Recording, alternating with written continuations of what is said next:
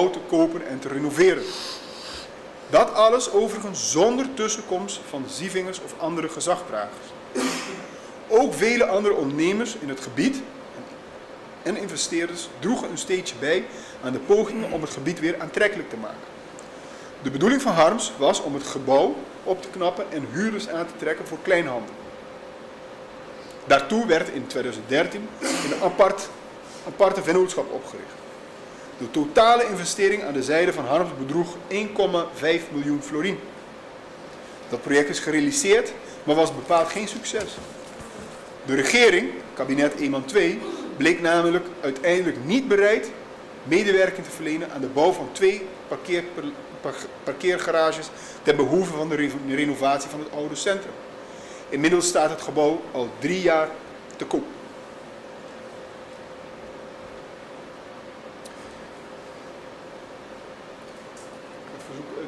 Ik zal hier een tweetal opmerkingen die niet staan, ook niet op, in het rood, dat u daar het opneemt in het procesverbaal.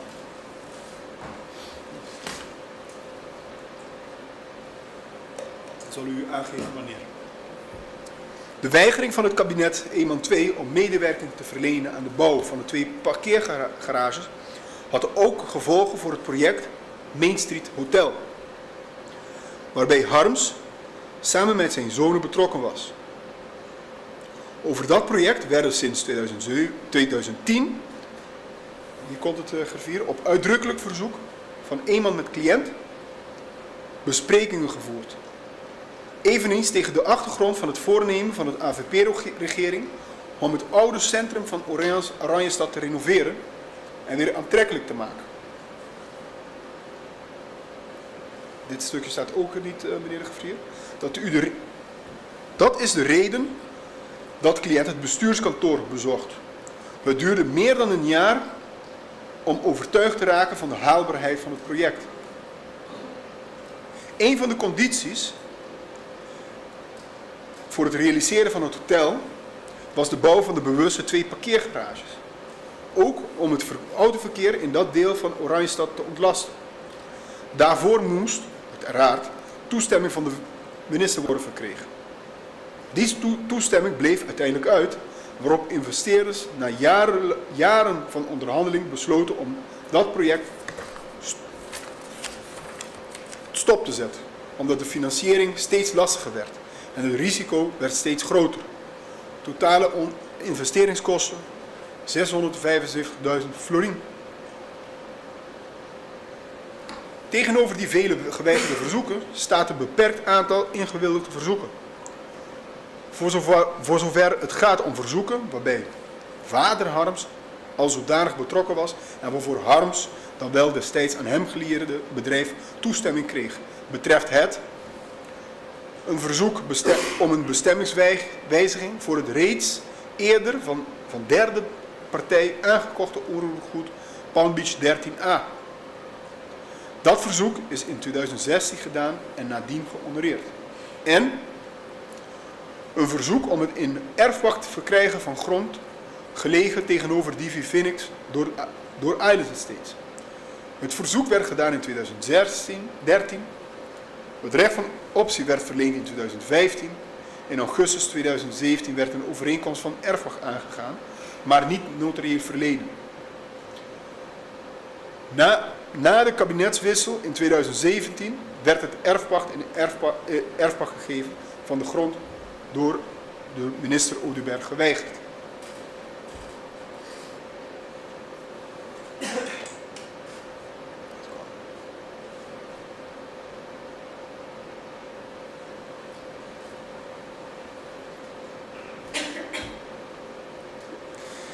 De honorering van deze beide verzoeken ligt jaren na de Harms toegeschreven donaties.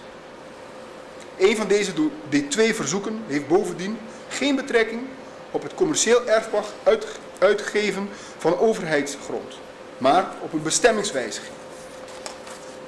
Daarmee staat de zaak van Harms in nogal schril contrast met het fraudepatroon dat in het procesdossier wordt geschetst.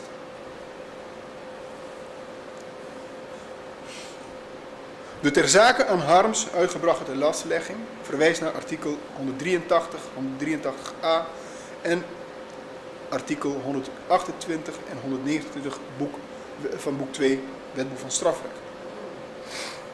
Artikel 183a en 129 van boek 2 Strafrecht betreffen het handelen niet in strijd met plicht. Beide artikelen kennen een strafbedreiging met maximaal 2 jaar gevangenisstraf.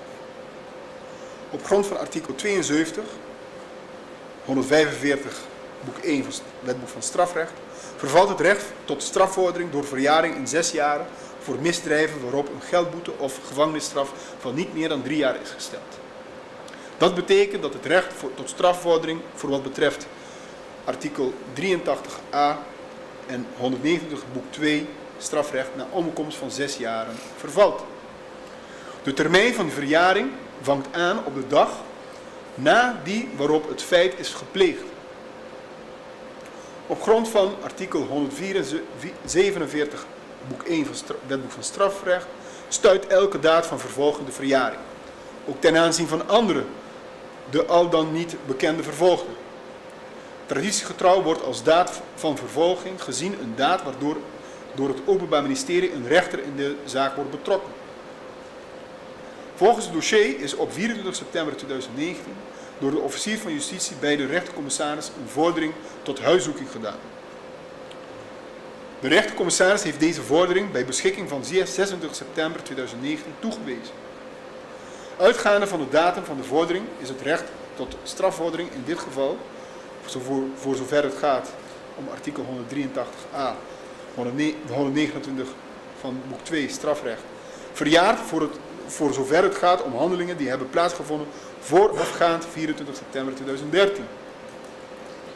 Ter zake is relevant dat volgens het overzicht genoemd in zaaksdossier 5 van de daarop genoemde 7 donaties en 5 donaties hebben en 7 donaties, daar genoemde open 7 donaties, 5 hebben plaatsgevonden voorafgaand 24 september 2013. Nu het doen van een gift als zodanig het centrale element van artikel 183a, 129 boek 2 en de onderhavige tenlastelegging is, heeft een en ander tot gevolg dat het recht tot strafvordering in relatie tot deze artikelen is verjaard ten aanzien van de giften die voorafgaand aan 24 september 2013 zijn gedaan. Dat betekent dat het Openbaar Ministerie in relatie tot het lastgelegde in artikel 183a, 129 van boek 2 niet ontvankelijk in de vervolging dient te worden verklaard, voor zover het gaat om de ten laste gelegde periode van 1 juni 2013 tot 24 september 2013. Daarmee vervallen, voor wat deze artikelen, zoals opgemerkt, 5 van de 7 in de zaaksdossier genoemde donaties. Juridische kader van ambtelijke omkoop. Uit de jurisprudentie met betrekking tot omkoping volgt dat van een ambtenaar wordt verwacht dat hij in zijn taakuitoefening eerlijk, nauwgezet en neutraal is en alle belanghebbenden gelijk behandelt. Het gegeven van een voorkeursbehandeling is op die grond uit den boze. In relatie tot de vraag of sprake was van het oogmerk om de ambtenaar te bewegen in zijn bediening, al dan niet in strijd met zijn plicht, iets te doen of nalaten, volgt uit deze jurisprudentie ook dat het enkel doen van een gift aan een ambtenaar als zodanig nog niet maakt dat wettig en overtuigend bewezen kan worden dat sprake is van een dergelijk oogmerk. De feiten en omstandigheden moeten de conclusie dat sprake is van een gift met een dergelijk oogmerk wel kunnen dragen. Contra-indicaties kunnen daar een rol spelen. De rechtbank Rotterdam overwoog in haar uitspraak van 22 februari 2018 meer specifiek dat voor oogmerk in relatie tot actieve omkoping noodzakelijk is dat de gever moet hebben beseft dat het doen van een gift als noodzakelijk en dus door hem gewild gevolg meebrengt dat de ambtenaar wordt bewogen tot het doen of nalaten in zijn bediening. Voor deze zwaarste vorm van opzet is voorwaardelijke opzet niet voldoende. Minst genomen moet komen vast te staan dat het niet anders kan dat de gever de gift heeft gedaan met als doel daar iets voor terug te krijgen. De donaties aan de stichting Fundación Corazón Verde zal ik even behandelen. Het procesdossier volgt dat door een aantal bedrijven waarvan Harms UBO was, in 2013 en in veel mindere mate in 2017 een aantal donaties is gedaan aan de stichting. En dus niet de stichting FCB en dus niet aan Zievingen zelf, zoals het OM ten onrechte meent. Deze aan Zievingen verbonden stichting werd op 17 maart 2009 opgericht met het doel het bijbrengen, administreren, beheren en aanwenden van fondsen die bestemd zijn voor de verkiezingscampagne van Zievingen. Die gelden mochten derhalve niet voor een ander doel worden gebruikt dan voor de verkiezingscampagne. Dat ook het Openbaar Ministerie die mening is toegedaan, volgt uit het aan Zievingen gemaakte verwijt dat hij zich schuldig zou hebben gemaakt aan verduistering. Door deze gelden voor privébesteding aan te wenden, terwijl die gelden daarvoor niet bedoeld waren. Alsmede uit de requisitor, FCB is een stichting die is opgericht voor het ophalen, voor donatie, voor de politieke campagne van Zievingen. Of deze beschuldiging stand houden of niet, is niet aan de verdediging van Harms. Feit is dat de onderhagen voor donaties zijn gedaan aan de stichting en derhalve niet aan de persoon van Zievingen zelf. Het enige doel van de donaties was om Zievingen als politicus van de AVP te ondersteunen in het voeren van zijn verkiezingscampagne. In het requisitor heeft het Openbaar Ministerie de opvatting verkondigd dat bedrijven als Milero en Merlin zich bezighouden met commerciële ontwikkeling van vastgoed en dat iedere handeling dus moet zien op precies dat belang. Dergelijke vennootschappen hebben in dat kader geen politieke idealen, aldus het OM. Het is een bijzondere constatering. En vooral een constatering die volledig is losgezongen van de realiteit. Natuurlijk hebben bedrijven politieke idealen. En natuurlijk gaat het belang van bedrijven veel verder dan het commerciële ontwikkeling van vastgoed. Of enig ander goed, SEC. Dat geldt voor Nederland en dat geldt evengoed voor Aruba. Bedrijven op Aruba hebben er belang bij dat de infrastructuur goed is ontwikkeld. En de economie weer draait. Dat het voor de bevolking prettig is om daar te wonen, te werken en plezier te hebben. In plaats van verkassen naar een ander land. En dat het eiland ook nog steeds wordt bezocht door voldoende zakenmensen en toeristen. Die een hotel willen overnachten en hun boodschapjes doen bij de superfood. En er bij voorkeur graag nog eens, heel vaak, terugkomen. Dat is het politiek ideaal. Daarin ligt het belang van de donaties aan de politieke campagnestichtingen van politici in het kader van verkiezingen. En daarin lag in elk geval het belang dat Harms destijds zag. Dat belang lag niet in het aantrekken en verbeteren van de relatie met de desbetreffende minister, met als doel de onderhandelingen rondom erfpachtsterreinen met deze minister tot een goed einde te brengen. Al was het alleen al omdat die onderhandelingen er in het geval van Harms niet waren. De bedrijven die donaties deden in 2013 en in 2017 waren Milero en Merlin.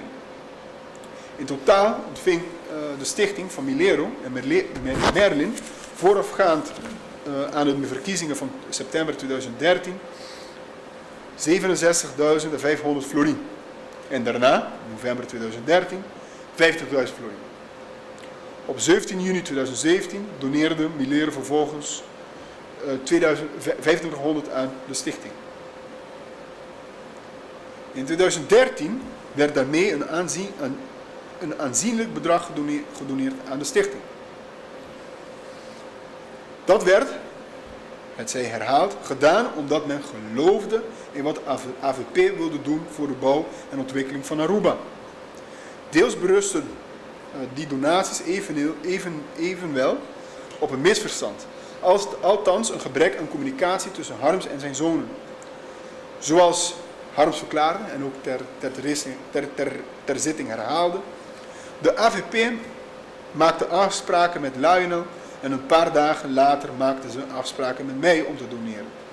Voordat wij een beeld kregen wat wij doneerden, was het al te laat. Toen zagen wij pas hoe hoog de bedragen waren die wij doneerden. Lionel Harms, die door de landsrecherche op exact dezelfde datum en tijdstip werd gehoord als zijn vader, verklaarde in vergelijkbare zin. Wij hadden een interne afspraak dat als het kantoor van Benny belde, dat we doneerden. Maar hadden wel een limiet afgesproken. Waarom hadden jullie dit intern afgesproken, wordt gevraagd? Omdat het uit de hand liep. Het waren grote bedragen en we moesten dit afspreken. Ik werd gebeld, mijn broer werd gebeld en je wilde niet afwijzen. Een vraag, kregen jullie onderling conflicten op het kantoor met betrekking tot donatie? Zeker. Het was gewoon te veel. Daarom dat we na een discussie uitkwamen om een limiet te stellen aan het bedrag van donaties. Het belang is voorts dat zowel Harms als zijn oudste zoon heeft verklaard dat in de voor te last gelegde relevante periode ook aan andere partijen en stichtingen gelden zijn gedoneerd. Zoals Eroskin, Bikker, Nisbet en verschillende partijleden. Maar bijvoorbeeld ook aan Rotary en YMCA. Ook Lionel Harms verwijst in zijn verklaring naar de donaties aan andere stichtingen en aan Eman, Eroskin en Winkelaar. Lionel verklaarde voorts dat hij denkt dat er in 2009 en 2017 ook aan de MEP en PPA is gedoneerd.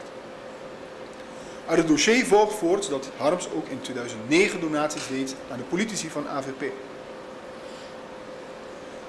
De Landsrecherche heeft het voor kennisgeving aangenomen, maar meent tegelijkertijd wel te kunnen constateren dat er iets fishy is aan de donaties aan de stichting in de periode 2013-2017. Vanwege verzoeken die door de bedrijven van Harms in die periode zouden zijn gedaan in relatie tot erfpachtgronden. En, volgens de Landsrecherche, ook zouden zijn gehonoreerd.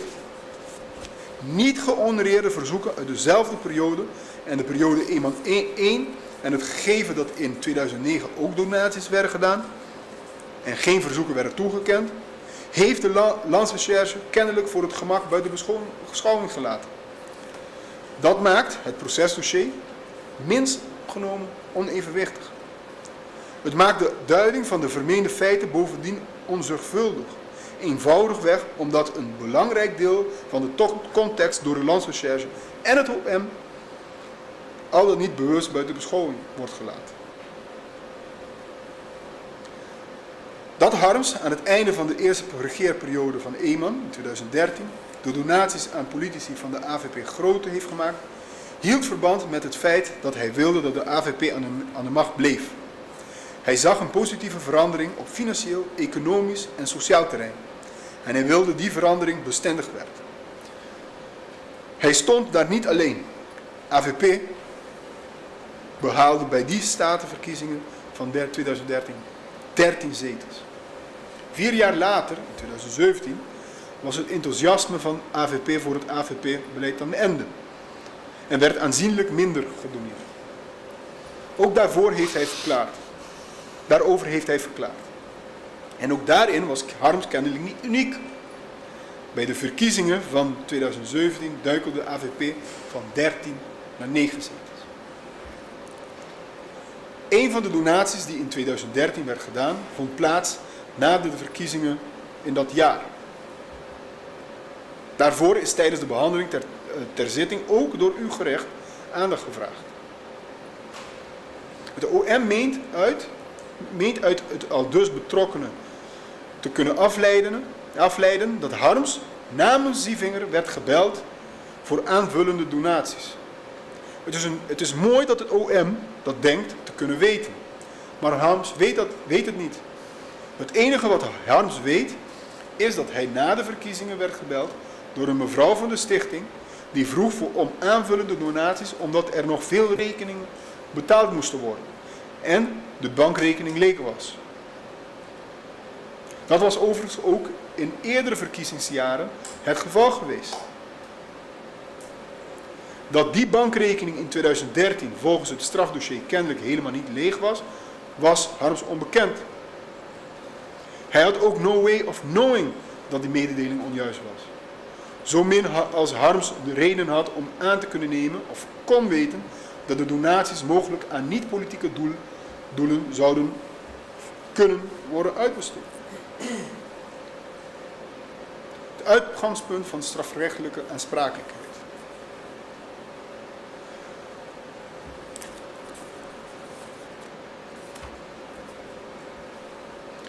De desbetreffende donaties zijn volgens zaaksdossier bijzonder, omdat, volgens de Landsrecherche, ten tijde van de donaties of kort daarop een aantal verzoeken in relatie tot erfpachtgronden is gedaan door personen of bedrijven gerelateerd aan Harms.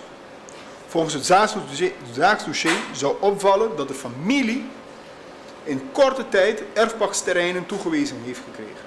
Op dure locaties op het eiland, waaronder Palm Beach en Eagle Beach. Van de 4 in het zaaksdossier genoemde projecten hebben er 2 betrekking op zijn zonen.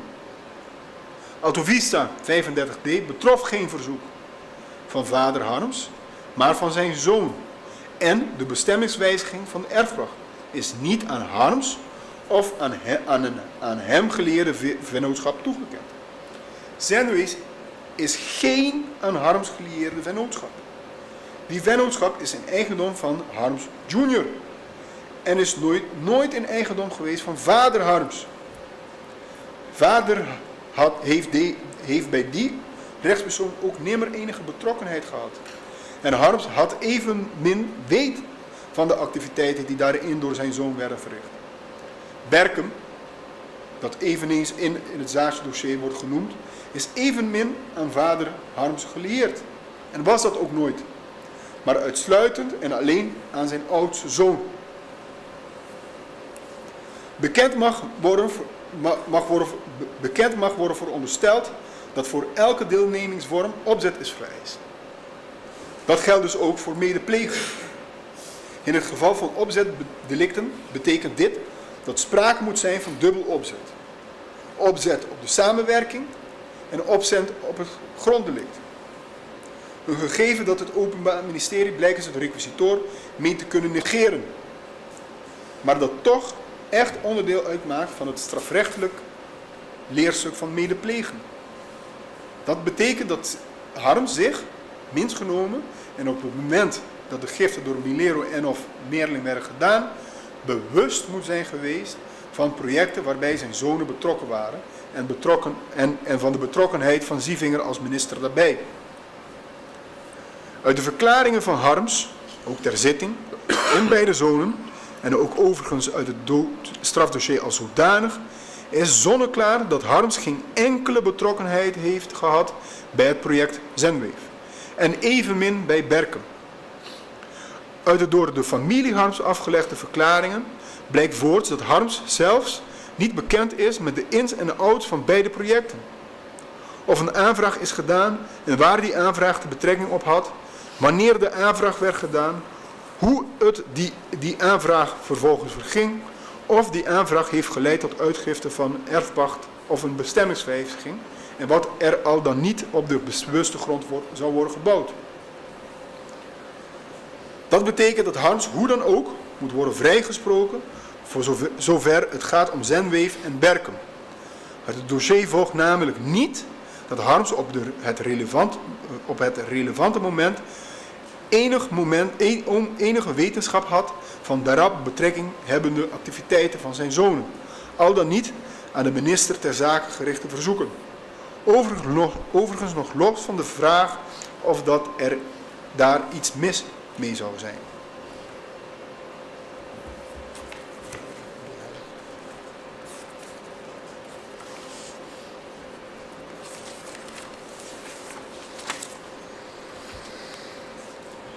ga ik door met Alto Vista, Milero en Island Estates.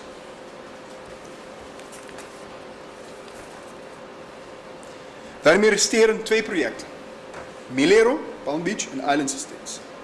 Voor de volledigheid wordt in het onderstaande ook Alto Vista meegenomen. Hoewel Alto Vista, zoals opgemerkt, geen verzoek van Harms senior betreft en het erfpacht evenmin aan hem of aan een aan hem geleerde vennootschap is toegekend, maar aan Harms junior. Ik kan snappen dat het Openbaar Ministerie wellicht door de war is geraakt. Hij hebben dezelfde voornaam, maar senior, junior.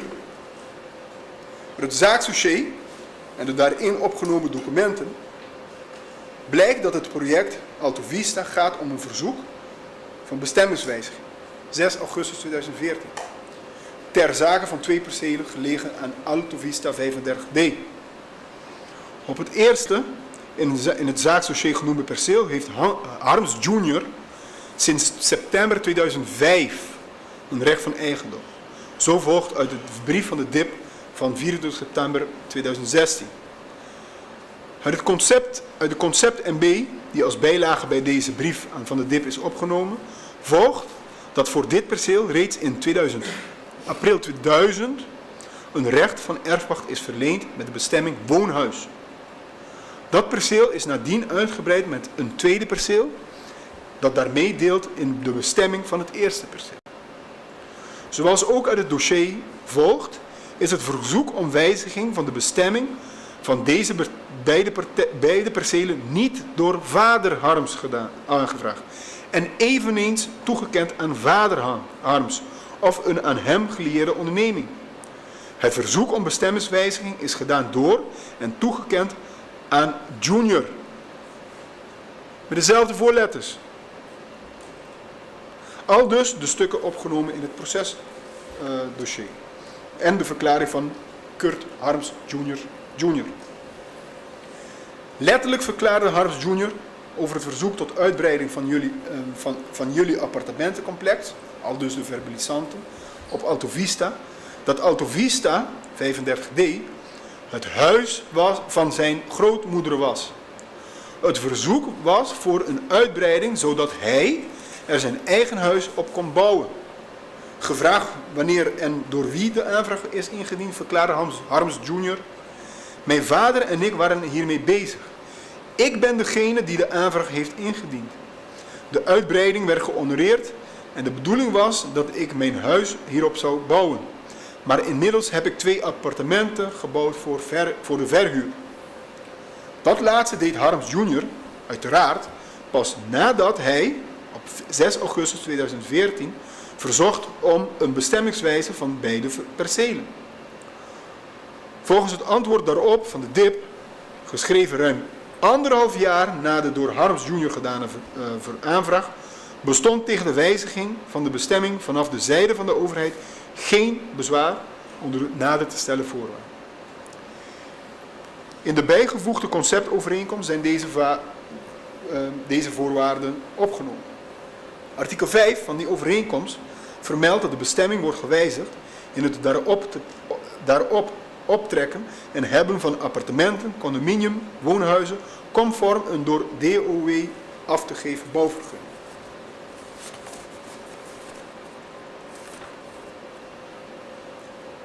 Die bouwvergunning omvatte 3 appartementen, zo is het ook aangevraagd. 2 daarvan zijn inmiddels gerealiseerd. Het was nimmer de bedoeling om op het perceel 23 appartementen te realiseren en dat is ook niet gebeurd. Wat op het kennelijk bij Zievinger aangetroffen overzicht hotels, condominium en appartementen staat vermeld en door de Landsrecherche voetstoot er wordt aangenomen als waar, is simpelweg onjuist. Dat laatste had de Landsrecherche eenvoudig kunnen checken. De Landsrecherche liet dat na. Zelfs nadat zowel Harms als zijn zoon de Landsrecherche daarop wees. Naar de reden waarom de Landsrecherche dat naliet, kan men alleen maar gissen. Maar tegen die achtergrond lijkt het de verdediging wat overgetrokken om in het geval van Harms te spreken over een gedetailleerd en zorgvuldig onderzoek. iets voor waarheid aannemen zonder dat te onderbouwen, daar vindt de verdediging wat van. Hoe dat ook zij, zoals opgemerkt, verwijst het ten lastelegging onder 1a naar het verstrekken, dan wel wijzigen van opties commerciële erfpachtgronden door Zievinger aan verdachte of een aan hem geleerde vennootschap. De onderhavige bestemmingswijziging werd gedaan door Harms Jr. De bestemmingswijziging werd aan Harms Jr. toegewezen en derhalve niet aan Harms Sr. of aan Harms Sr. geleerde vennootschap. Alto Vista 35D valt daarmee als zodanig buiten het als feit 1a ten last gelegde kader. Wat het verwijt onder 1b betreft, de vermeend om op de verkeerde reden gedane donaties vonden plaats in 2013. Dat Harms reeds op dat moment rekening hield met een eventueel verzoek om een bestemmingswijziging van Alto Vista 35D door zijn zoon, dat werd gedaan in augustus 2014, en om die reden donaties zou hebben gedaan, blijkt uit het dossier niet en is overigens ook onjuist. Dat ligt ook niet voor de hand. Nu op het tweede perceel ten tijde van de donaties zelfs nog geen recht van erfpacht rustte van Harms Jr.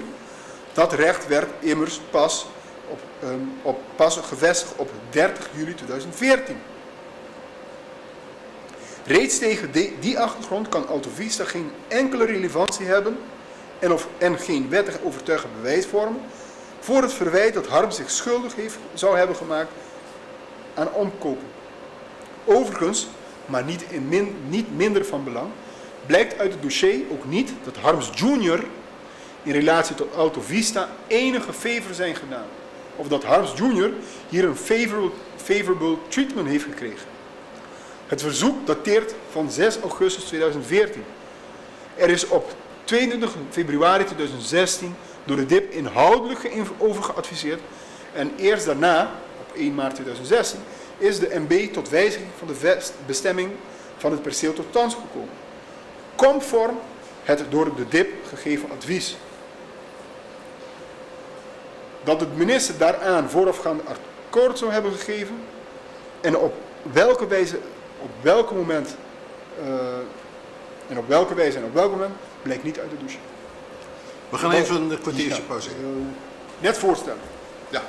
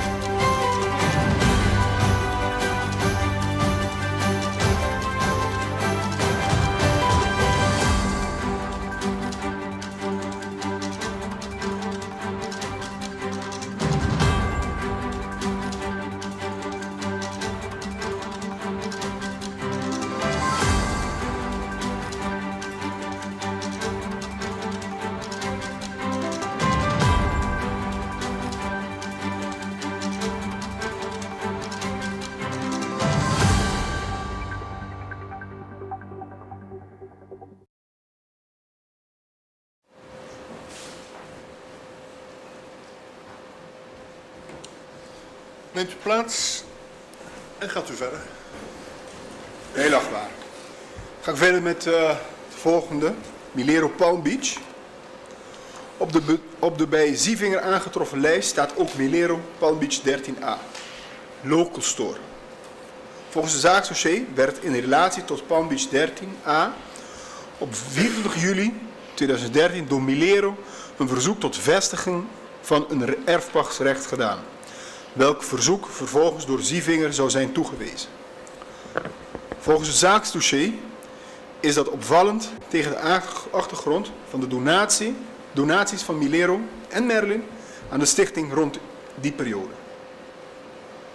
Dat Milero in 2013 ten tijde van de donaties verzocht om uitgifte van een erfpachtgrond en dat dit verzoek door Zievinger zou zijn toegewezen, is evenwel evident onjuist. Een meer zorgvuldige analyse van het desbetreffende document zou dat de Landsrecherche ook meteen duidelijk hebben gemaakt. Het op 24 juli 2013 gedane verzoek van Milero ziet niet op Palm Beach 13A, maar op het verzoek om de vestiging van het recht van erfpacht voor een stuk grond tussen vroegere Benihana en het parkeerterrein van het Hyatt Hotel te Palm Beach. Ik citeer uit het verzoek. Ondergetekende Milero Investment NV richt zich eerbiedig tot u met het verzoek om in aanmerking te komen voor een stuk grond voor commerciële doeleinden gelegen op de L.G. Smith Boulevard tussen de vroegere Benihana en de parkeerterrein van de Hyatt Regency Hotel te Palm Beach, zoals aangeduid op de bijsluitende situatietekening. Dat gaat dus niet over Palm Beach 13A, Local Store. En niet minder belangrijk, het in het zaaksdossier opgenomen verzoek van 24 juli 2013 werd door minister Zievinger, zoals Lionel Harms zich tijdens zijn verhoor correct meende te herinneren, afgewezen. Het desbetreffende terrein ligt nog steeds braak.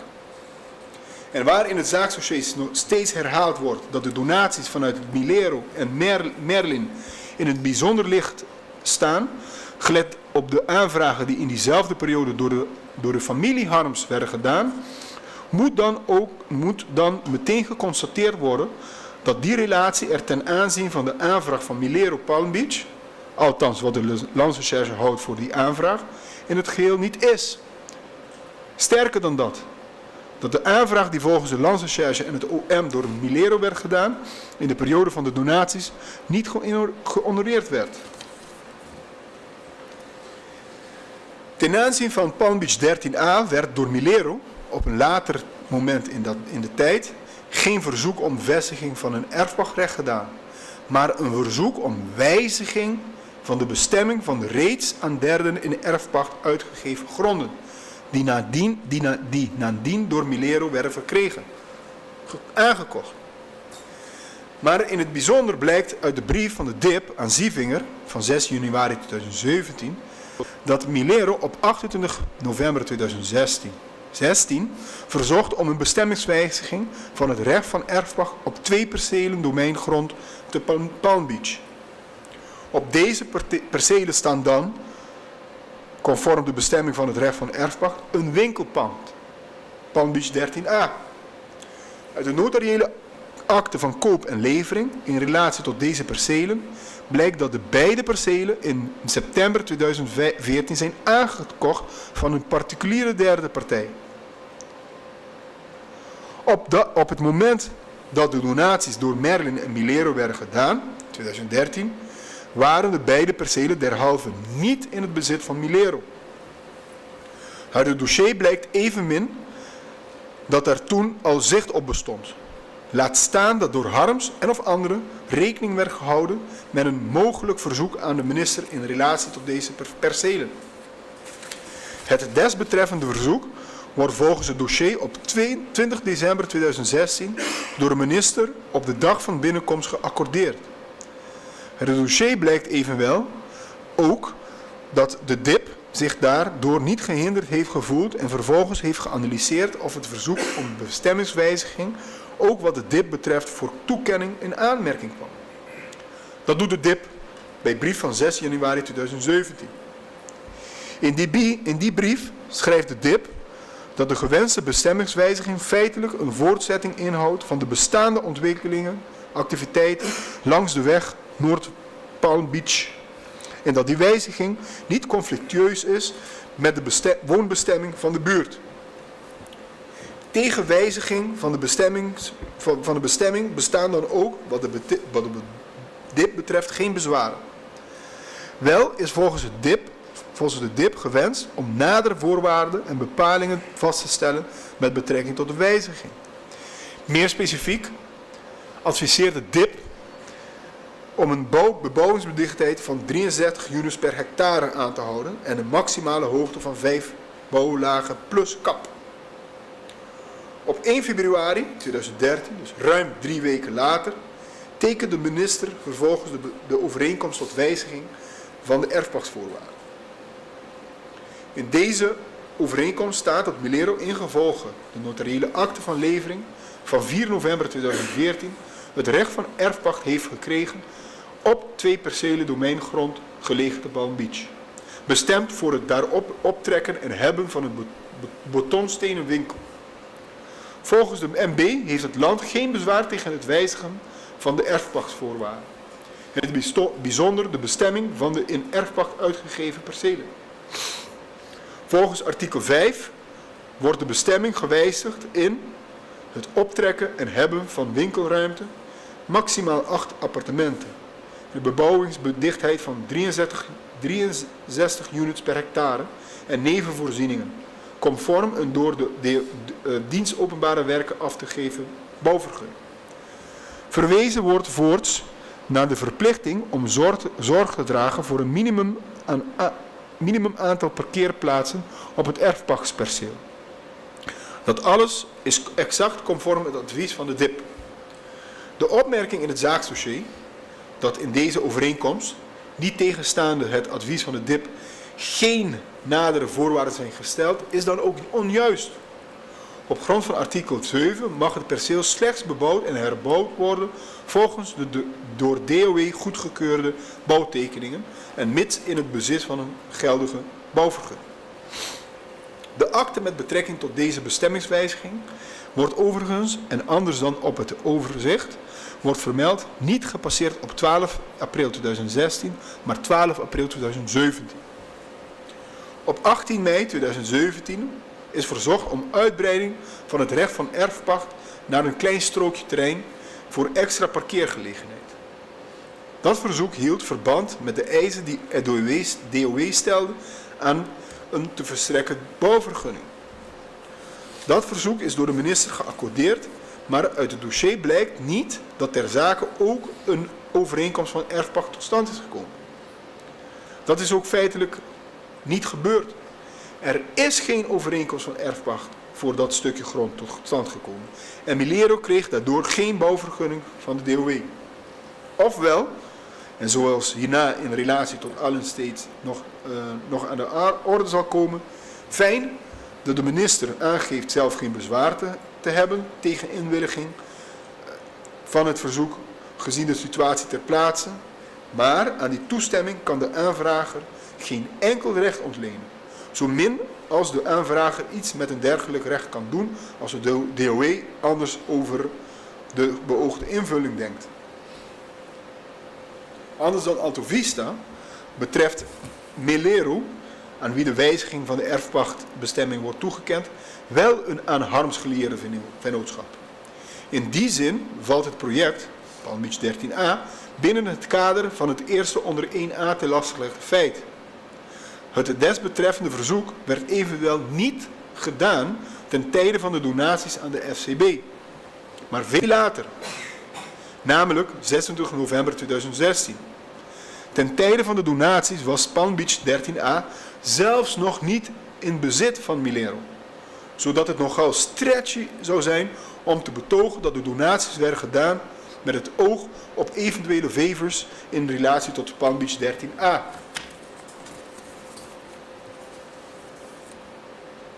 Dat Harms, toen het verzoek uiteindelijk werd gedaan, enige waivers van Zieminger heeft ontvangen, vanwege die donaties blijkt overigens ook niet. Weliswaar had Sieveringen geen bezwaar tegen de bestemmingswijziging, maar het verzoek wordt nadien onafhankelijk van Sievinger door de DIP inhoudelijk getoetst. De DIP geeft dan richting de minister aan dat het geen bezwaar heeft tegen de bestemmingswijziging, maar adviseert de minister wel om nadere voorwaarden te stellen. Dat gebeurt vervolgens ook door de minister.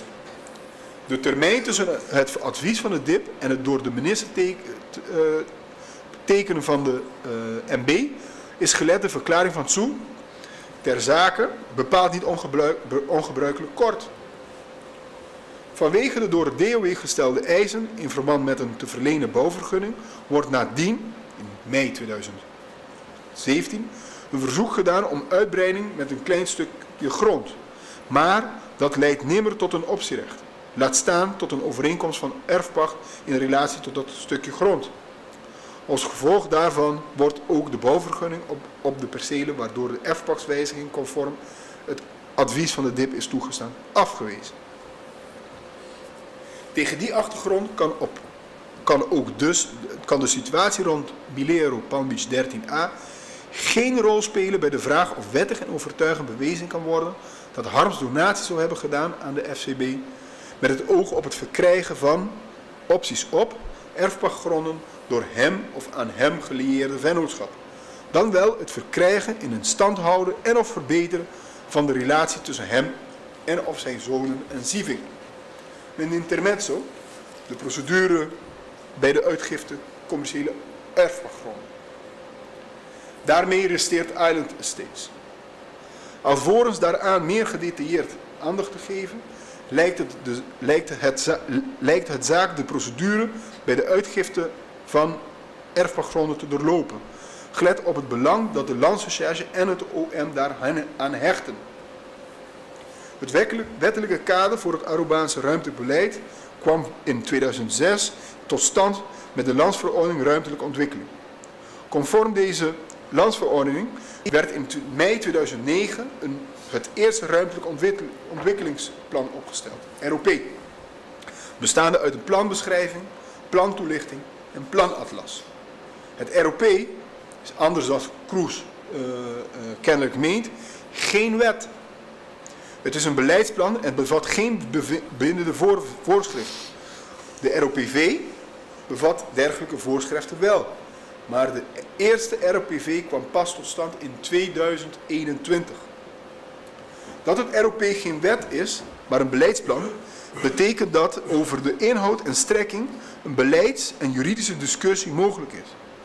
Bijvoorbeeld over de vraag of in een toeristische zone ook langverblijf door lokalen mogelijk is of niet.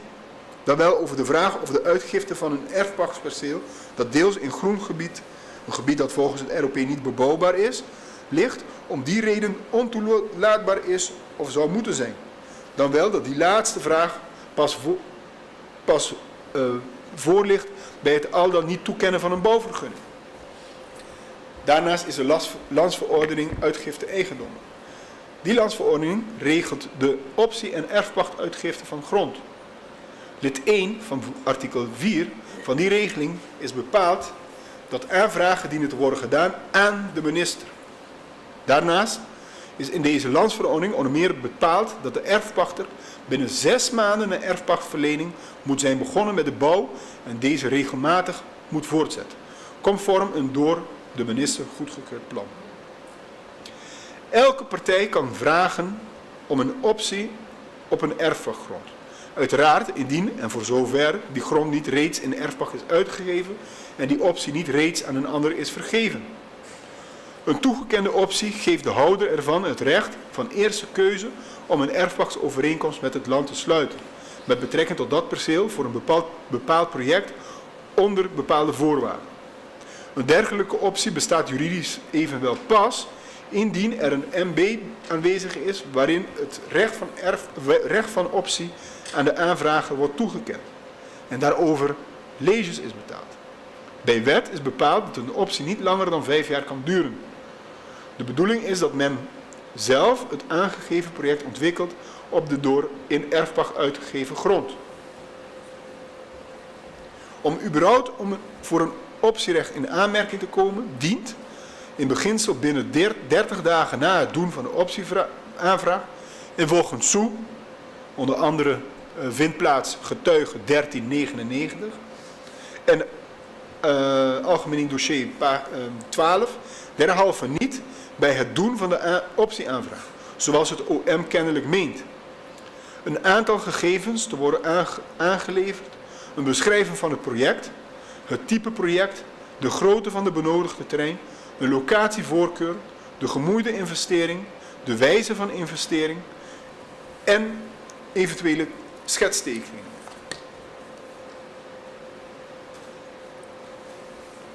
Na indiening van het verzoek na het indienen van een verzoek om een optie vinden een evaluatie en een administratieve controle plaats. Als hieruit blijkt dat de aanvraag voor toewijzing vatbaar is, volgt een MB voor een optieverlening. Zonder MB bestaat er geen optie. Aan een toezegging van de minister dat een optie zal worden verleend, kan geen enkel recht worden ontleend. Via een MB toegekend optierecht is standaard 6 maanden geldig. Aansluitende verlenging van het optierecht met telkens 6 maanden is mogelijk. TSOE verklaart in dat verband dat de verlenging van de optietermijn in principe standaard werd verleend. Ze keken wel strenger naar de tweede verlenging, om te kijken of het bedrijf überhaupt wel aan de eisen kon voldoen. Het beleid was dat in beginsel maximaal 2 keer verlengd mocht worden, dus maximaal 1,5 jaar na toekennen van de optierecht. Hierop kon een uitzondering gemaakt als het ging om een heel groot project. Een zijstapje. TSOE verklaarde in dat kader dat bij de meeste projecten de vereiste documenten wel binnen een jaar werden geleverd. Maar dat dit bij de grote projecten zoals condominiums soms wel langer kon duren. Vindplaats is pagina getuige map 1384. Kroes verklaarde dat langere verlengen dan 6 maanden conform onderbouwde afwegingen dienen te worden aangevraagd en gemotiveerd kunnen worden gegund na het horen van de DIP. Na de optieverlening dienen binnen de verlengde optietermijn diverse documenten te worden ingediend. Indien de optiehouder deze documenten niet tijdig inlevert, vervalt de optie. Andere vereisten waaraan de optiehouder moet voldoen zijn onder andere het tijdig aanvragen van een bouwvergunning, het doen van een maatschappelijke investering en de eis dat de projectvoorbereiding en de uitvoering daarvan zoveel mogelijk door lokale bedrijven worden gedaan. Na het voldoen aan deze vereisten moet nog een onherroepelijke bankgarantie worden gesteld. 10% van de investering door een lokale bank. Deze garantie dient in origineel uiterlijk 2 weken voor het verlijden van de notariële akte van erfpachtverlening aan de directeur van de DIP ter goedkeuring worden voorgelegd. TSOE verklaarde in dat kader dat een brief van de bank dat de bank het project voor een bepaald bedrag zou financieren of dat de aanvragen over financiële middelen beschikt om het project te bekostigen, normaal gesproken het grootste struikelblok vormt voor de aanvraag. Ofwel, en anders gezegd, bepaalt niet alle aanvragers beschikken over de financiële draagkracht om een commercieel project te financieren en komen om die reden niet in aanmerking voor het aangaan van een erfpachtovereenkomst. Uit de onder meer door Abad afgelegde verklaring volgt voorts dat de overheid er in de te last gelegde periode groot belang bij had dat de private sector daadwerkelijk projecten ging uitvoeren om de economie draaiende te krijgen of te houden. Het first in, first out principe had in relatie tot commerciële erfpachtgronden dan ook maar zeer beperkte relevantie, zo verklaarde onder meer Dammers. Een zijstapje aanvulling, dat niet op het originele pleitnoten staat, maar wel die ik bij u heb overgelegd. In aanvulling daarop, de afgelopen dagen heeft het OM keer op keer het standpunt herhaald dat het feit van algemene bekendheid zou zijn dat het niet makkelijk was om aan erfpachtsterreinen te komen.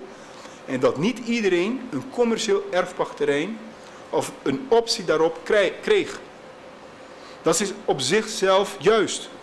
Maar de daaruit door het OM getrokken conclusies dat alleen partijen met een voorkeursbehandeling een optie of een erfpacht kregen, is dat niet juist.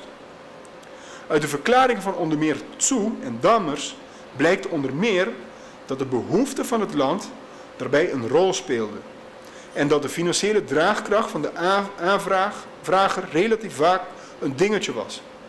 De beoogde erfpachter moest bovendien zijn ingeschreven bij de KVK van Aruba. Hetgeen maakt dat voor buitenlandse investeerders niet, of niet zonder meer, in aanmerking kunnen komen voor een optie op een commerciële erfpachtgrond. Anders gezegd, dat niet iedereen een optie kreeg of krijgt, betekent niet dat de andere partij die wel krijgt.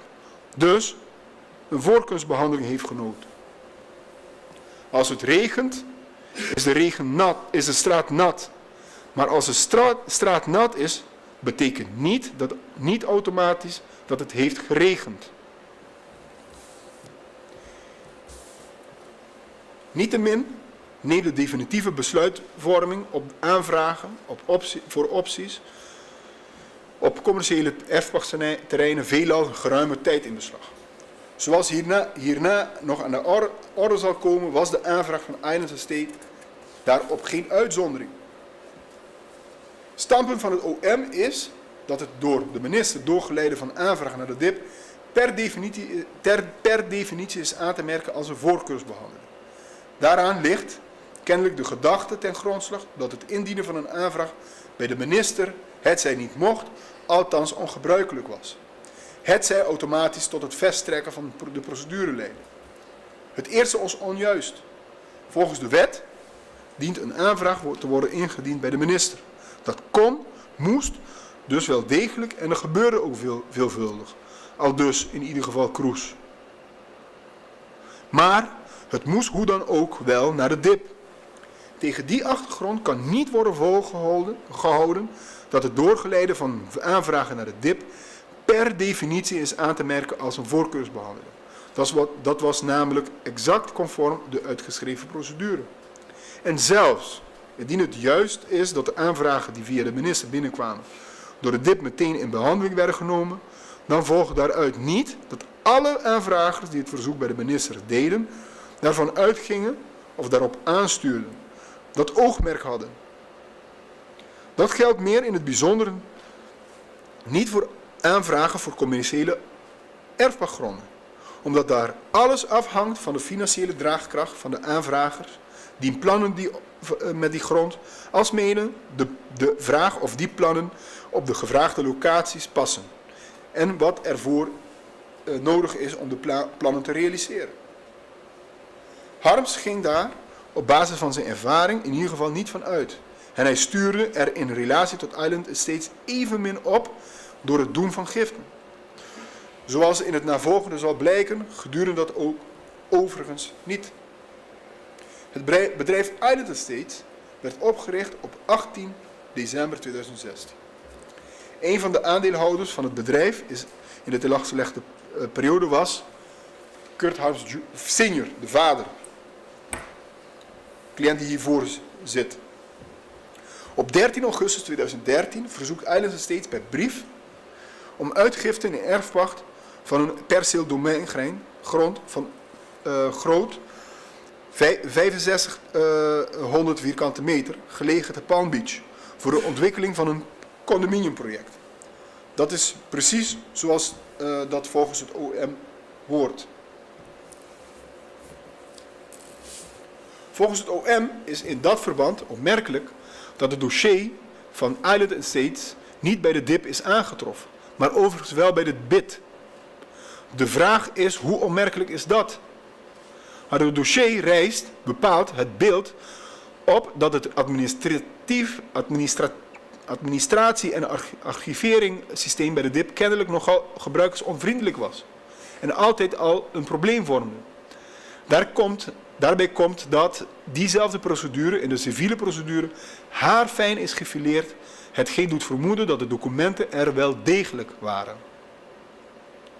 Tegen de achtergrond van de civiele procedure en de inhoud van het strafdossier kan het volgende worden geconcludeerd ten aanzien van de bewuste aanvraag. Sievinger geeft zijn akkoord op de aanvraag op 15 augustus 2013. Maar, zoals het gerecht in eerste aanleg op 15 december 2021 in de civielebus al dus oordelen, en ook uit de verklaring van Harms volgt, daaraan kan Island Estates Harms geen enkel recht ontlenen. Het betekent hoegenaamd niets. Wat dat betreft is het accorderen van aanvragen en het verstrekken van kopietjes van dergelijke accorderingen voor Sievinger een redelijke risicoloze exercitie. Sievinger vertelde Harms evenwel ook dat Harms naar de DIP moest. En daarmee handelde Sievinger in ieder geval volstrekt conform het regulerend kader. Hij had geen bezwaar, maar het was aan de DIP om het te bepalen. Dat wist Harms al. Zoals Harms ook wist dat toezeggingen door welke minister dan ook geen garantie zijn dat Island Estates zou krijgen waarom zij had verzocht. En dat kreeg Island Estates dan ook in dit geval niet. En al zeker niet binnen een mum van tijd of zonder enige inspanning. Pas veel later, 7 april 2015, verleent Sievinger via een MB aan Island Estates een optierecht ter verkrijgen van het recht van erfpacht op een perceel domeingrond.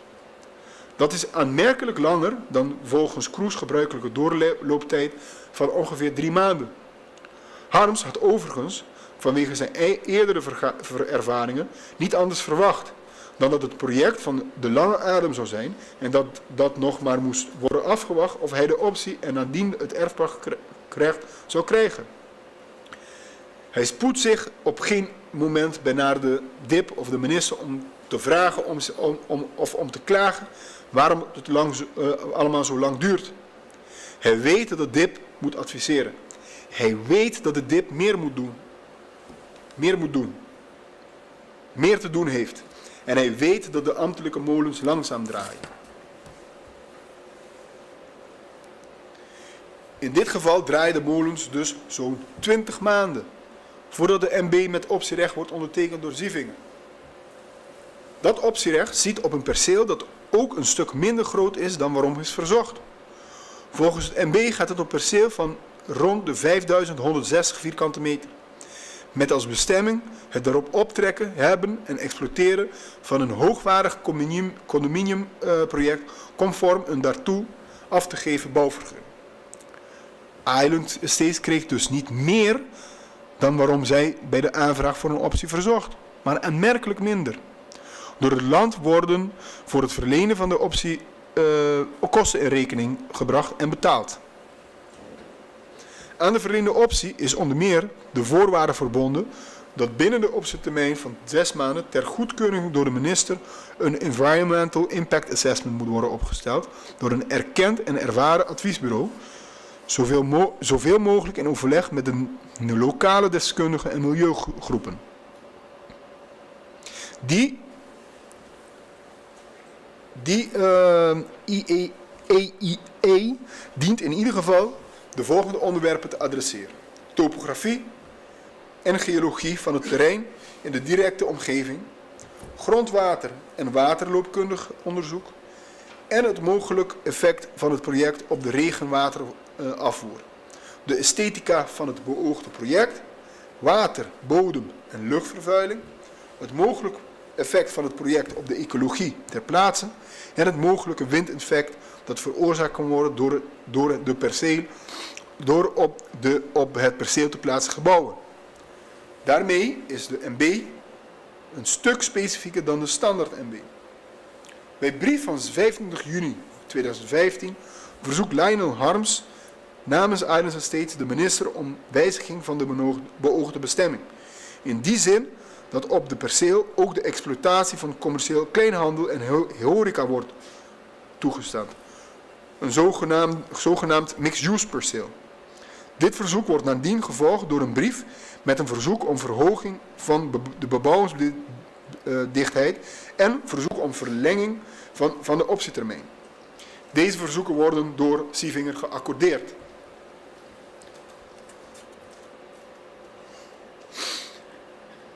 Op 14 maart 2016 wordt door de Islands Estates tijdig om een tweede verlenging van het optierecht verzocht.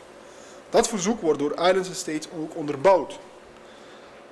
Islands Estates is nog in overleg met de DOE om te voldoen aan de optievoorwaarden. Ofwel, en anders gezegd, dat de optie ook daadwerkelijk kon leiden tot een overeenkomst van erfpacht, was op dat moment zeker geen gegeven. Dat hing ook af van het onderzoek van en beoordeling door de DOE. Uit een brief van de DIP van 30 maart 2016 volgt dat de Islands Estates bij monden van vader Harms kort na 14 maart 2016 heeft aangegeven dat Islands Estates niet langer van plan is condominiums op het erfpacht uit te geven perceel te realiseren, maar winkels en horeca. Dat hield in verband met het feit dat de Islands Estates in de tussentijd had begrepen dat op een naastgelegen perceel een hotel zou worden gebouwd. De DIP doet de minister ter zake bij brief van 30 maart 2016 een concept MB toekomen. Bij MB van 7 april 2016 verlengt de minister aan Islands Estates het optierecht te verkrijgen van het recht van erfpacht op het genoemde perceel. Met het doel het daarop te bouwen, exploiteren van een commercieel pand waarin worden ongebracht winkels en horeca-aangelegenheden. Dat recht wordt verleend voor de duur van 12 maanden, welke periode aanvangt op 7 oktober 2015 en eindigt op 6 oktober 2016. Zo blijkt uit de tussenvonnis van het gerecht in eerste aanleg van 25 augustus 2021. Binnen die optietermijn dienen de nog nodige stukken te worden overgelegd. Namelijk bebouwingsplan, gedetailleerd bouwtekeningen, de haalbaarheidsstudie en de IEIE op te stellen door een erkend en ervaren adviesbureau. Zoveel mogelijk in overleg met de lokale deskundigen en milieugroep. Dat deze verlenging een periode van een jaar beslaat, maar dan geregeld van 7 oktober 2015, is al zodanig langer dan gebruikelijk voor een verlenging van de optietermijn.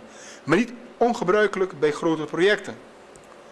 Volgens de nadien aan de minister toegestuurde brief van de DIP van 20 juli 2017 voldeed Islands Estates op 15 augustus 2016 aan de optievoorwaarden en was het wachten vanaf dat moment op de meetdocumenten voor het aangevraagde perceel.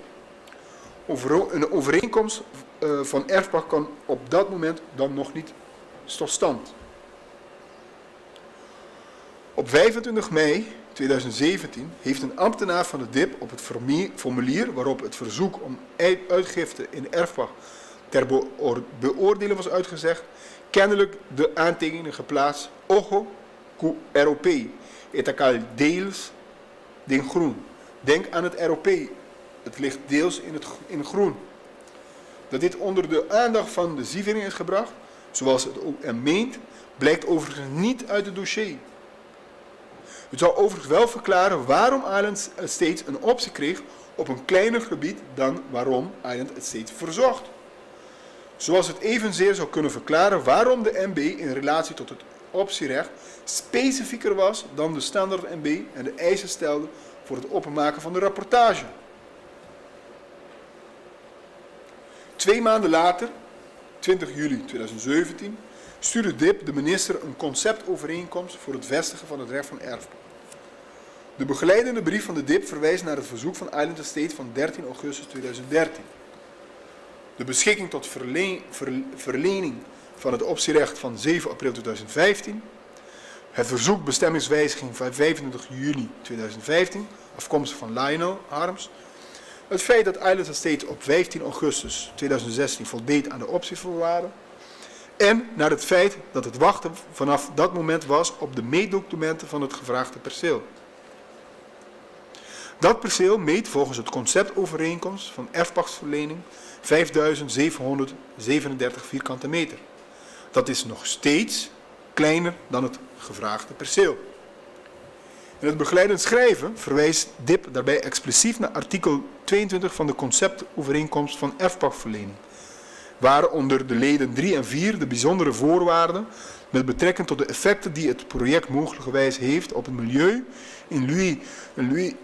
tijdens zowel de bouwfase als de exploitatiefase. In de milieueffectenrapportage, opgesteld door ACE Engineering Firm, gekenmerkt AC 2016-03-21 van 13 juli 2016, zijn de verlichtende aanbevelingen gedaan die integraal overgenomen zijn in de overeenkomst van erfpachtverlening en waar de erfpachter zich zal dienen te houden. Daaruit volgt dat de DIP niet klakkeloos de minister heeft gevolgd in zijn akkoord, maar specifiek aandacht heeft gehad voor de inhoud van de rapportages die op basis van de MB, waarbij de optie werd verleend, dienen te worden opgesteld en ingeleverd, alsmede de voorwaarden die gelet op de rapportages wat de DIP betreft dienen te worden opgenomen in de conceptovereenkomst van de erfpacht. Op 10 augustus 2017 komt vervolgens een overeenkomst van erfpacht tot stand.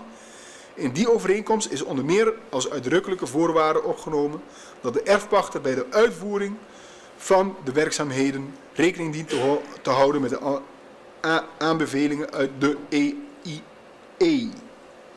En daar waar de minister volgens de Landsrecherche die overeenkomst zou hebben getekend, ondanks het feit dat de DIP wees op de mogelijke effecten op het milieu en bestemming, volgt uit de MB dat die MB exact die bepalingen bevat waarnaar in de brief DIP verwezen wordt. En die ten doel hebben de effect op het milieu te verlichten. Met het destijds ter zake namens Islands Estates overgelegde IEE blijkt dat beoogd werd het deel dat volgens de desbetreffende EIE in een groen gebied was gelegen als parkeerterrein in te richten. Overigens precies conform de bestemming die aan het gebied in de huidige ROPV is gegeven. De overeenkomst van erfpacht is nooit geëffectueerd. Na een wisseling van de politieke wacht als gevolg van de statenverkiezingen in september 2017 weigerde de opvolgende minister Audibert medewerking te verlenen aan de uitvoering van de overeenkomst, omdat een deel van het perceel in groengebied is gelegen. Dat het rapport van EIS beschreven gevolgen op het natuurgebied achtte de minister onaanvaardbaar groot. Naar het oordeel van de minister is de aangegane overeenkomst nietig. En overigens, en voor goede orde, destijds was een groengebied, anders dan het OM kennelijk meent, iets anders dan een natuurgebied. Volgens het OM is de overeenkomst van erfpacht in strijd met het toen geldende ROP. Dat is evenwel precies niet wat dit gerecht in eerste aanleg in bodemprocedure vaststelde. En waarop het Openbaar Ministerie, zoals ook dit gerecht, reeds enkele maanden geleden door de verdediger uitdrukkelijk is gewezen. In die bodemprocedure oordeelde dit gerecht op 25 augustus 2021 dat het enkele feit dat toenmalige minister Zievinger de verzoeken van Islands Estate heeft geaccordeerd, niet volgt dat het project zonder enige onderzoek en zonder enige voorbereiding door de ondersteunende diensten dan wel de minister is goedgekeurd. Het tijdsverloop tussen de aanvragen en de verzending van de concept MB door de DIP is niet zodanig kort dat zou moeten worden geoordeeld dat de DIP die beschikking in redelijkheid niet zorgvuldig heeft kunnen voorbereiden, al dus deze uitspraak. Het land heeft in deze civiele procedure geen feiten en omstandigheden gesteld waaruit zou moeten volgen dat de minister niet mocht vertrouwen op het advies van de DIP, los van de omstandigheid dat het perceel deels in een groengebied lag.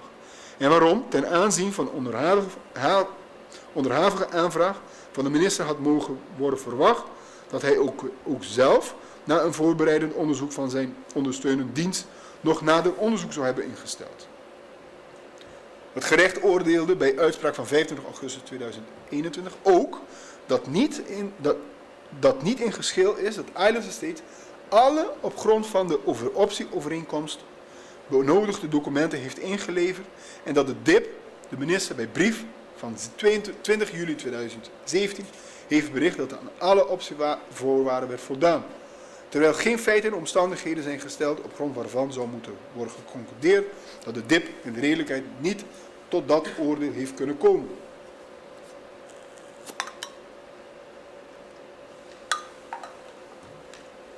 En weliswaar staat volgens genoemd vonnis van het gerecht vast dat op grond van de ROP 2009 een deel van het perceel in groengebied ligt en dat in het groengebied niet gebouwd mag worden, maar dat betekent dus ook dat op het deel dat niet in het groengebied valt, wel mag worden gebouwd. Bovendien is het met het sluiten van de overeenkomst van erfpacht aan Islands Estate geen toestemming verleend om daadwerkelijk tot de bouw van het project over te gaan. Daarvoor moet Islands Estate immers de noodzakelijke vergunning aanvragen. In het kader van de beslissing over de bouwvergunning dient onder meer de beoordeling plaats te vinden of in hoeverre de voorgenomen bebouwing strijd oplevert met de plannen in zaken ruimtelijke ordening. De te verlenen vergunning dient derhalve te waarborgen dat niet in strijd met het destijds geldende ROP van 2009 zou worden gehandeld. Dat betekent dat de beoogde bevestiging van het recht van erfpacht op zichzelf geen inbreuk zou maken op het ROP, ook al ligt een deel van het perceel in het groen gebied. Aldus de uitspraak van het gerecht van 25 augustus 2021. De slotsom van het gerecht is dat het land ten onrechte een beroep heeft gedaan op de nietigheid van de overeenkomst tot verlening van de erfpacht en aldus ten onrechte heeft geweigerd deze na te komen. Bij einduitspraak van 15 december 2021 oordeelde het gerecht daarop volgend dat de voorbereiding, gelet op de aanvraag van 13 augustus 2013 en het sluiten van de overeenkomst tot vestigen van het recht van erfpacht van 10 augustus 2017 meer dan 4 jaar heeft geduurd en dus meer dan een reguliere regeringsperiode. Niet is gebleken dat het tijdsverloop voor de DIP te kort was om de beschikking en de daarin opgenomen voorwaarden goed voor te bereiden. Niet gebleken is dat de door de DIP geformuleerde voorwaarden sterk ten nadele van het land of ten voordele van Island State afweken van hetgeen gebruikelijk was.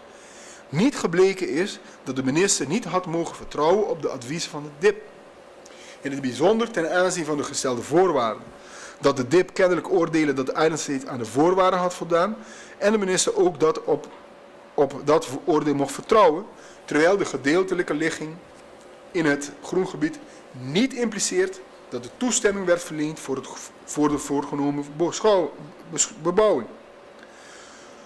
De opmerking van de medewerkers van de DIP dat het deels in groengebied lag, betekent niet dat de minister van het sluiten van de overeenkomst had behoren af te zien.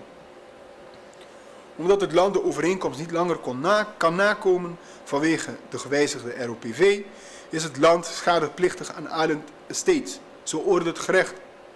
Bij vonnis van 9 november 2022 veroordeelde dit gerecht het land Aruba in dat kader tot betaling van een bedrag van ruim van 204.066 florien. Als zijnde door Island Estate gemaakte kosten verminderd met de wettelijke rente vanaf 25 september 2018.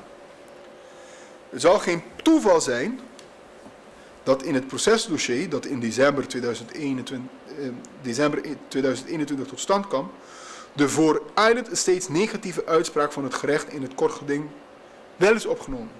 Maar de beslissingen van het gerecht in de bodemprocedure, 25 mei 2021, 15 december 2021, daar niet zijn opgenomen.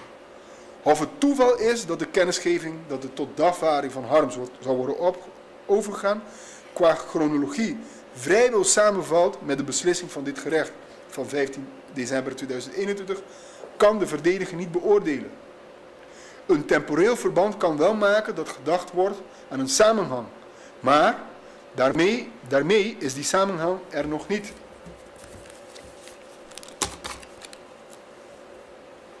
En zo geldt dat ook voor de onderhavige strafzaak. Ja, Milero en Merlin deden substantiële donaties aan de FCB, de Stichting voor Politieke Campagne van Sievinger. Maar nee, die donaties werden niet gedaan met het oogmerk om Sievinger iets te laten doen of nalaten. Ook niet in het geval van Island Estates. Ja, Sievinger accordeerde de aanvraag voor een optie en de verzochte verlengingen. Aan die accordering kon Island Estates geen enkel recht ontlenen. Bovendien is die optie vervolgens niet klachteloos verleend. Niet tegenstaande de accordering van Sievinger en niet tegenstaande het in het dossier steeds herhaalde argument dat zijn ondersteunende diensten in dat geval geen keuze zouden hebben, volgt uit de inhoud van het procesdossier in relatie tot Island Estates immers dat DIP niet alleen rustig, namelijk zo'n 20 maanden, de tijd neemt om het geheel nog eens goed tegen de licht te houden, maar de minister vervolgens ook adviseerde om specifieke bepalingen in de MB op te nemen in relatie tot het te verlenen optierecht. Dat doet Sievinger vervolgens ook. Dat optierecht heeft betrekking op een perceel dat aanmerkelijk kleiner is dan de aanvraag. De DIP checkt vervolgens zelfstandig, ook inhoudelijk, of aan de optievoorwaarden is voldaan. Gelet op de inhoud van de opgestelde rapportages en adviseert de minister op basis van de rapportage ruim een jaar later om specifieke bepalingen in de overeenkomst van erfpachtverlening op te nemen. Ook dat doet Sievinger. En niet minder van belang, waar Island Estates volgens de brief van de DIP in augustus 2016 aan de optievoorwaarden voldoet, duurt het vervolgens nog een jaar voordat een overeenkomst van erfpacht tot stand komt. Het hele proces neemt vanaf het moment dat de aanvraag werd gedaan, 13 augustus 2013, zo'n 4 jaar in beslag. In relatie tot het project waarin Island Estates voornemens was om 2,1 miljoen te investeren. En zelfs op het moment dat Island Estates een recht van erfpacht verkrijgt, betekent dat niet dat Island Estates vervolgens kan bouwen wat zij wil. Voor het realiseren van welk bouwwerk dan ook, is altijd een bouwvergunning nodig van de DOE. En het is zeker niet ongebruikelijk dat die bouwvergunning vervolgens niet wordt verleend. In het geval van Island Estates gebeurde dat niet. En in het geval van Milero Palm Beach overigens ook niet. Dat alles duidt eraan op sprake van cutting, dat alles duidt er niet op dat er sprake is van cutting corners of het doen van favors richting Island Estates. Integendeel, het duidt erop dat Harms op geen enkele wijze kon rekenen en behoefde te rekenen op medewerking van Sievinger. Dat wist Harms allang. Nooit eerder kregen hij of een van aan hem gerelateerde vennootschap immers een overeenkomst van erfpacht. Ook niet in de periode 2009-2013. Toen Harms eveneens donaties deed. Zo hoort het niet te gaan en zo ging het ook in dit geval niet. En de zaak Island Estates voldoet al helemaal niet aan het fraudepatroon dat in het procesdossier centraal staat. Harms was niet gelieerd aan Sievinger en of de AVP. Harms was geen vertrouweling of vriend van de Sievinger. Het ging niet om het verkrijgen van erfpachtgronden om op die manier de waarde van aandelen van het betrokken bedrijf zonder kennis en ervaring in de ontwikkeling van projecten te laten toenemen en die aandelen vervolgens voor veel geld te verkopen. Island Estates en de personen daaraan verbonden hadden wel degelijk een aanzienlijk track record in relatie tot het zelf ontwikkelen van vastgoedprojecten en dat deden zij niet met behulp van de Arubaanse overheid, dan wel Sievinger. En in dit geval werd door de DIP wel degelijk inhoudelijk advies gegeven. Welk advies door de Sievinger werd afgewacht en gevolgd alvorens een formeel besluit te nemen. En het rijmt ook niet. Als de intentie van de donatie, zoals het OM meent, was om voor Harms, althans Island Estates, gunstige behandelingen te verkrijgen van Sievinger en de erfpachtaanvraag Island Estates te bespoedigen, waarom vindt het overgroot deel van die donaties dan plaats nadat Sievinger zijn akkoord heeft gegeven op de aanvraag? De donaties werden immers niet gedaan toen Harms zijn aanvragen op het bureau lagen bij minister Sievinger in augustus 2013. Zoals het OM kennelijk veronderstelt. Maar op 2500 florien na, gedoneerd in juni 2013, nadat Sievinger reeds akkoord heeft gegeven op de aanvraag van Islands Estates. Andere aanvragen van Harms lagen er niet. Op dat moment kunnen die donaties, als dan al de intentie van de donateur was, dan toch geen enkel effect meer sorteren. Immers, als het akkoord van de minister al zodanig bepalend was, zoals het OM meent, dan was die accordering toch het moment suprem. Dan was er daarna toch geen weg meer terug. Hoezo geef je dan daarna nog geld? Om de ambtelijke molen sneller te laten draaien? Maar daarvoor was, in de visie van het OM, de handtekening en de stempel van de minister alles bepalend. En die handtekening stond er al. En bovendien wist Harms als geen ander toen ook al dat een toezegging, een handtekening, al zodanig niets waard was. Alles hangt er daarna van af als jij als aanvrager de belofte, het ontwikkelen van het project, inclusief de financiering en de bouwvergunning, kunt waarmaken. Het rijmt niet, behalve als de donatie precies bedoeld waren voor hetgeen vader en Lionel Harms verklaarden. Namelijk dat zij het vertrouwen hadden in het AVP. Vertrouwen hadden in wat de minister en Eeman voor het land nog zouden kunnen betekenen. En met hun donaties hoopten dat Sievinger zou voortzetten hetgeen hij aan de bevolking van Aruba, inclusief Harms, had beloofd te doen. Namelijk de infrastructuur te verbeteren en de economie te laten draaien. Komt tot de conclusie. Tegen die achtergrond behoort Harms integraal te worden vrijgesproken van het onder één te last gelegd. Zoals in voorgaande meermalen tot uitdrukking kwam, is maar één project waarbij Harms betrokken was en waarbij een optierecht tot stand kwam. Dat was Island Estate. Daarmee is geen dubbeltje verdiend. Derhalve dient Harms ook van het tweede te last feit te worden vrijgesproken.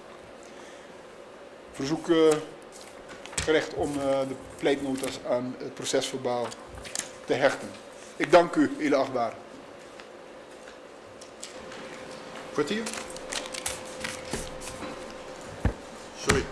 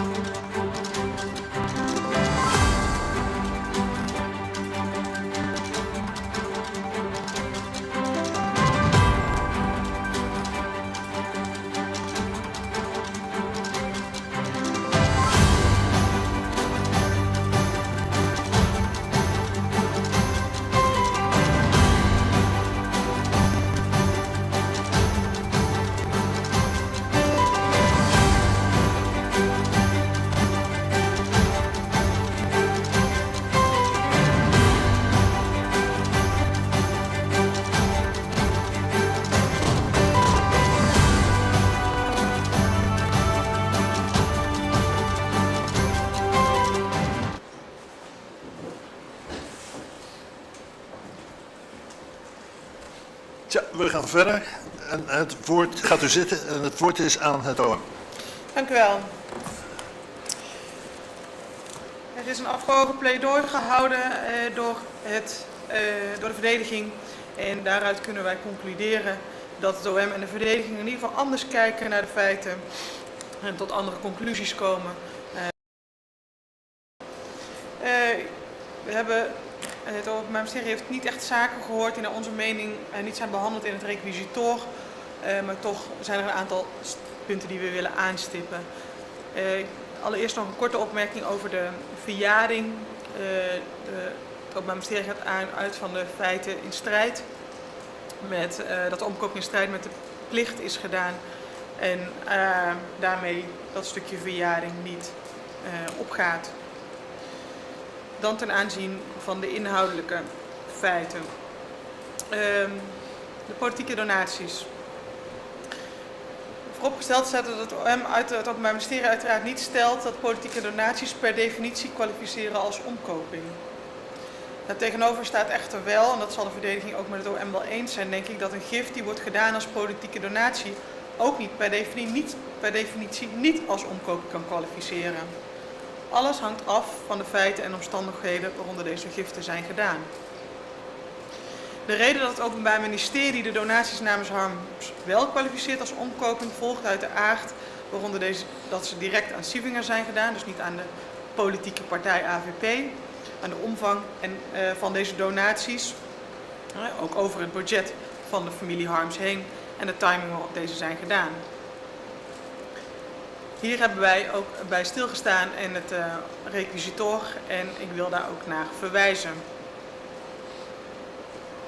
De verdediging is dan van mening dat er geen sprake is van medeplegen en het Openbaar Ministerie vindt van wel.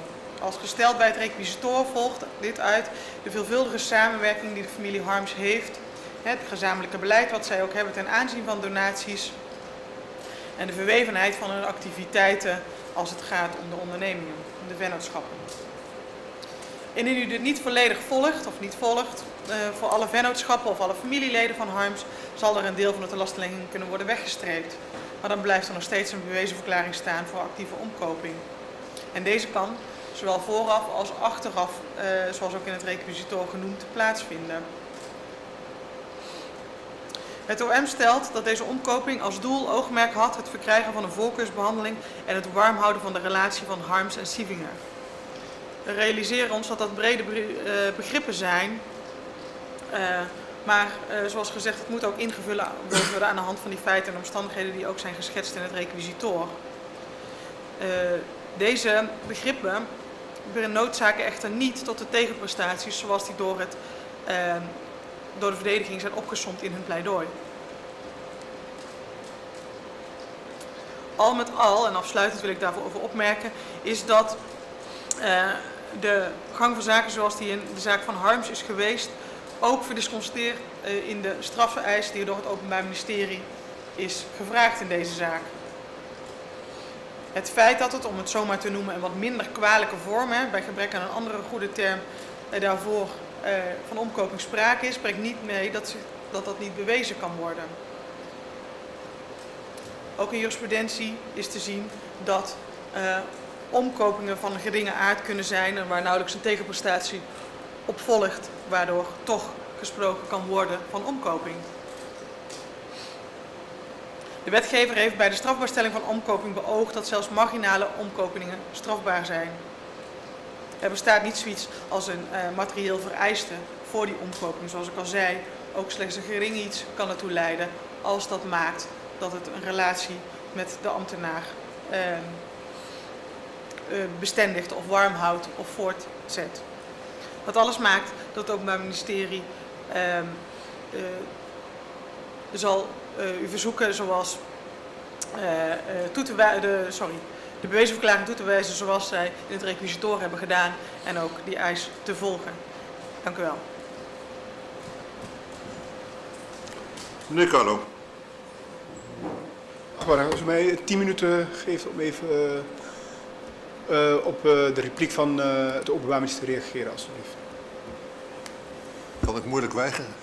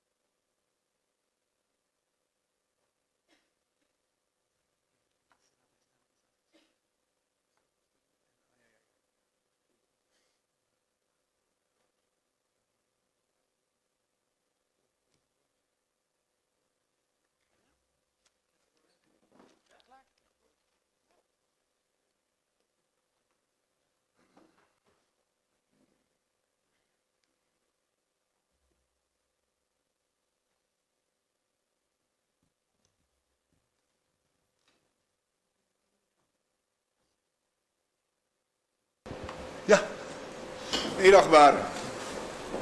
Repliek verbaasd. Weer.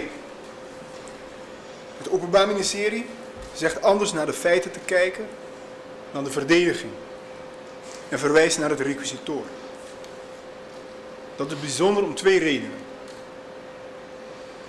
De eerste is dat de verdediging er zojuist uitgebreid op heeft gewezen dat de feiten die het Openbaar Ministerie als uitgangs neemt onjuist zijn. Het zijn geen feiten. En daar kun je dus ook niet anders naar kijken. En ten tweede, in het requisitoor staan er geen feiten. Niets, nada, niet. Waarom aan de stichting werd gedoneerd en waarom een substantieel bedrag werd gedoneerd, is uitgelegd in het pleidooi. En nogmaals, medeplegen vereist opzet op het gronddelict. En opzet is nog altijd willen en weten. Dat de wetgever heeft beoogd ook de marginale opkoping strafbaar te stellen en dat de strafeis daarop is afgestemd, is goed om te weten. Maar dan moet wel wettig en overtuigend bewezen kunnen worden dat het omkoping was. Dat deed het OM niet. En dat kan het OM niet, omdat het geen omkoping was. Ik dank u.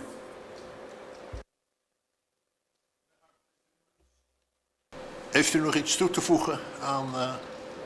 niet?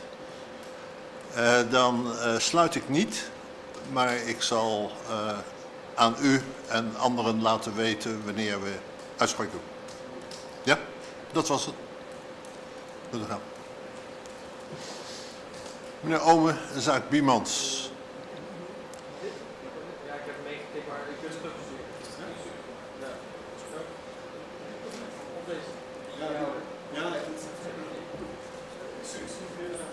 goed leuk.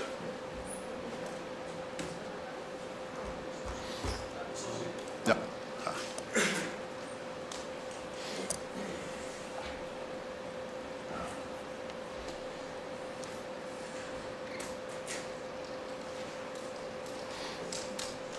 Ja, super.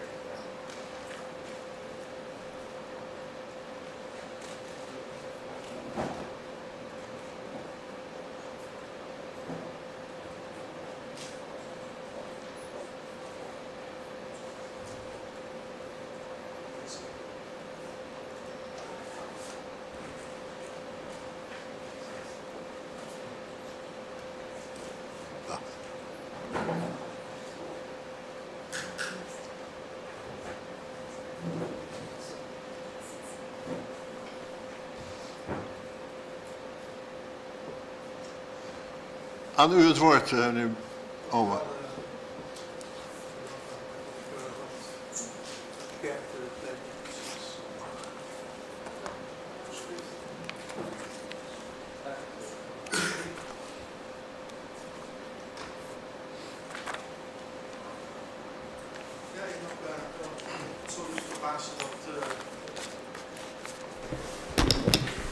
Het zal u niet verbazen dat in deze zaak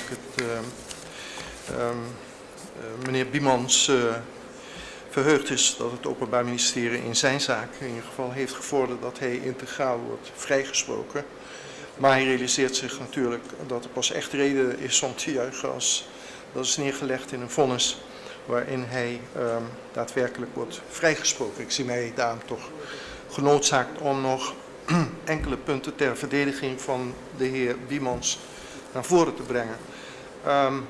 Laat mij vooropstellen dat elke gemeenschap natuurlijk alert moet zijn op corruptie. Het komt overal voor, ook in Nederland. Het kost de gemeenschap veel geld en het ondermijnt de democratie. Het Openbaar Ministerie heeft daar al iets over gezegd in in het requisitoor dan. Zijn requisitoor is goed hoor. Is dat toch goed? Oh, Ja, Oké, ik raak daar helemaal door in de war. We kennen voor... Ja. Kunnen we uitleggen? Het Openbaar Ministerie Ja. is onzijdig. Ja.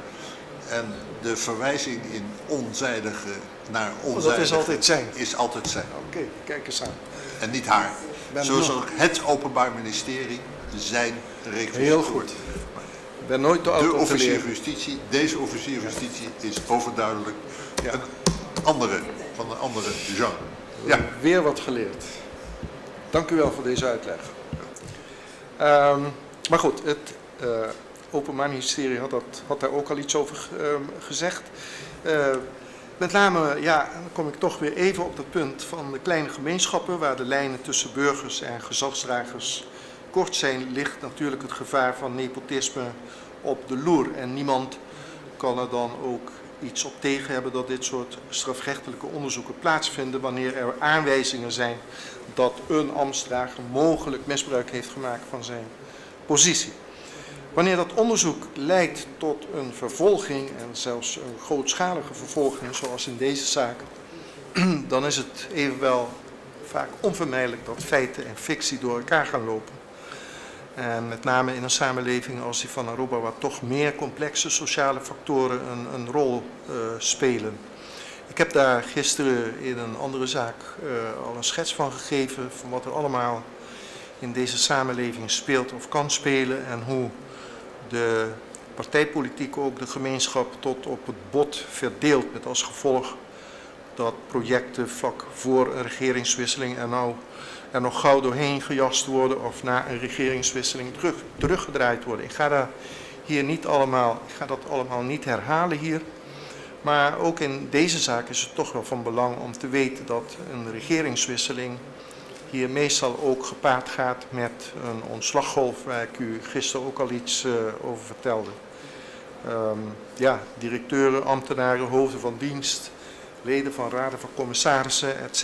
die worden bij de vleet aan de kant gezet in het geval van zo'n regeringswisseling en worden vervangen door personen met de juiste politieke kleur. Ik noem dat ook hier omdat bij de behandeling van de verschillende zaken herhaalde malen bleek dat ook de heer Abad dan weer een periode wel als ambtenaar mocht werken en dan weer een periode niet. En dat verklaart vermoedelijk ook waarom Abad altijd zijn taxatiewerkzaamheden bleef verrichten als een soort plan B, neem ik aan, voor als hij weer eens aan de kant gezet was.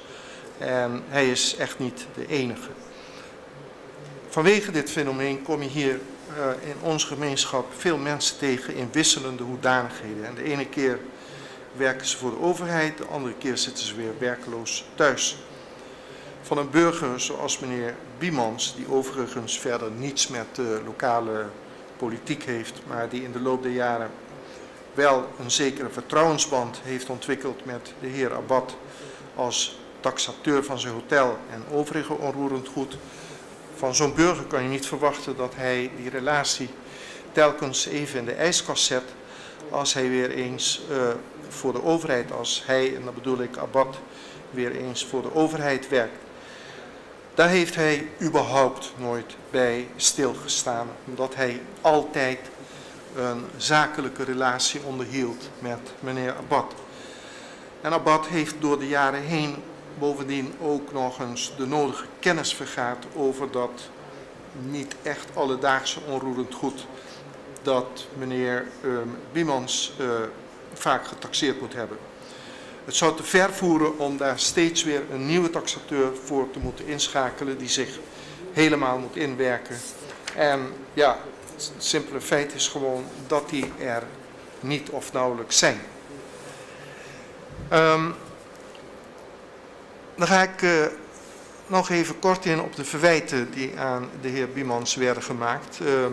Kort gezegd werd hij verdacht dat hij in de periode tussen 1 mei 2012 en 11 mei 2019 al dan niet gezamenlijk met anderen de voormalige minister van Infrastructuur en of de ambtenaar Abad één of meer giften of beloften deed of aanbood met het oogmerk, onderstreep ik, om die minister of Abad te bewegen om al dan niet in strijd met zijn plicht iets te doen of na te laten.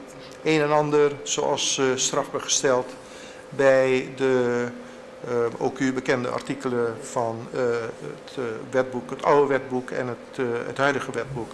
Concreet zou het moeten gaan om geldbedragen of beloften van geldsbedragen die hadden moeten bewerkstelligen dat de minister of Abad als gevolg daarvan aan het Bokuti Beach Hotel bepaalde erfpachtsrechten zou hebben verstrekt.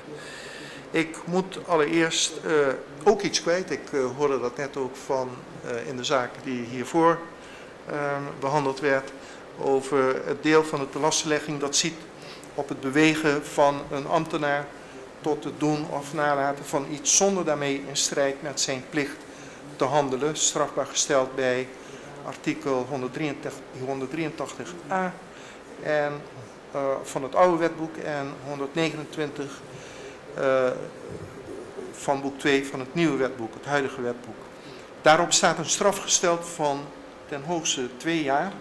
En ingevolge artikel 145 van boek 1 strafrecht verjaart het recht tot strafvordering in 6 jaren voor misdrijven waarop geldboete of een gevangenisstraf van niet meer dan 3 jaar is gesteld. Ingevolge dat artikel 147 wordt de verjaring gestuit door elke daad van vervolging. Bij brief van 21 december 2021 werd ik door het OM bericht dat het besloten had de heer Biemans te vervolgen en te dagvaarden. Die brief die heb ik als productie 1 bijgevoegd. En dat zou betekenen dat de heer Biemans niet ter zake deze artikelen, dus 183 oud of 183a oud en 129 van het huidige strafrecht vervolgd kan worden voor feiten die zich voorgedaan hebben voor 21 december 2015. Maar mocht u menen dat het moment dat de heer Biemans voor het eerst hoorde dat hij als verdachte werd aangemerkt als startpunt van de 6-jaarstermijn geldt, dan is dat de dag van zijn eerste verhoor, te weten 17 mei 2021. In dat geval geldt dat alle handelingen in strijd met de artikelen 183a en 129 die voor 17 mei 2015 zouden zijn gepleegd, zijn verjaard. Dat betekent dat het OM naar mijn oordeel niet ontvankelijk zou moeten worden verklaard ter zake de vervolging voor feiten die betrekking hebben op formelde artikelen voor zover die zich zouden hebben voorgedaan voor 21 december 2015, dan wel voor 17 mei 2015.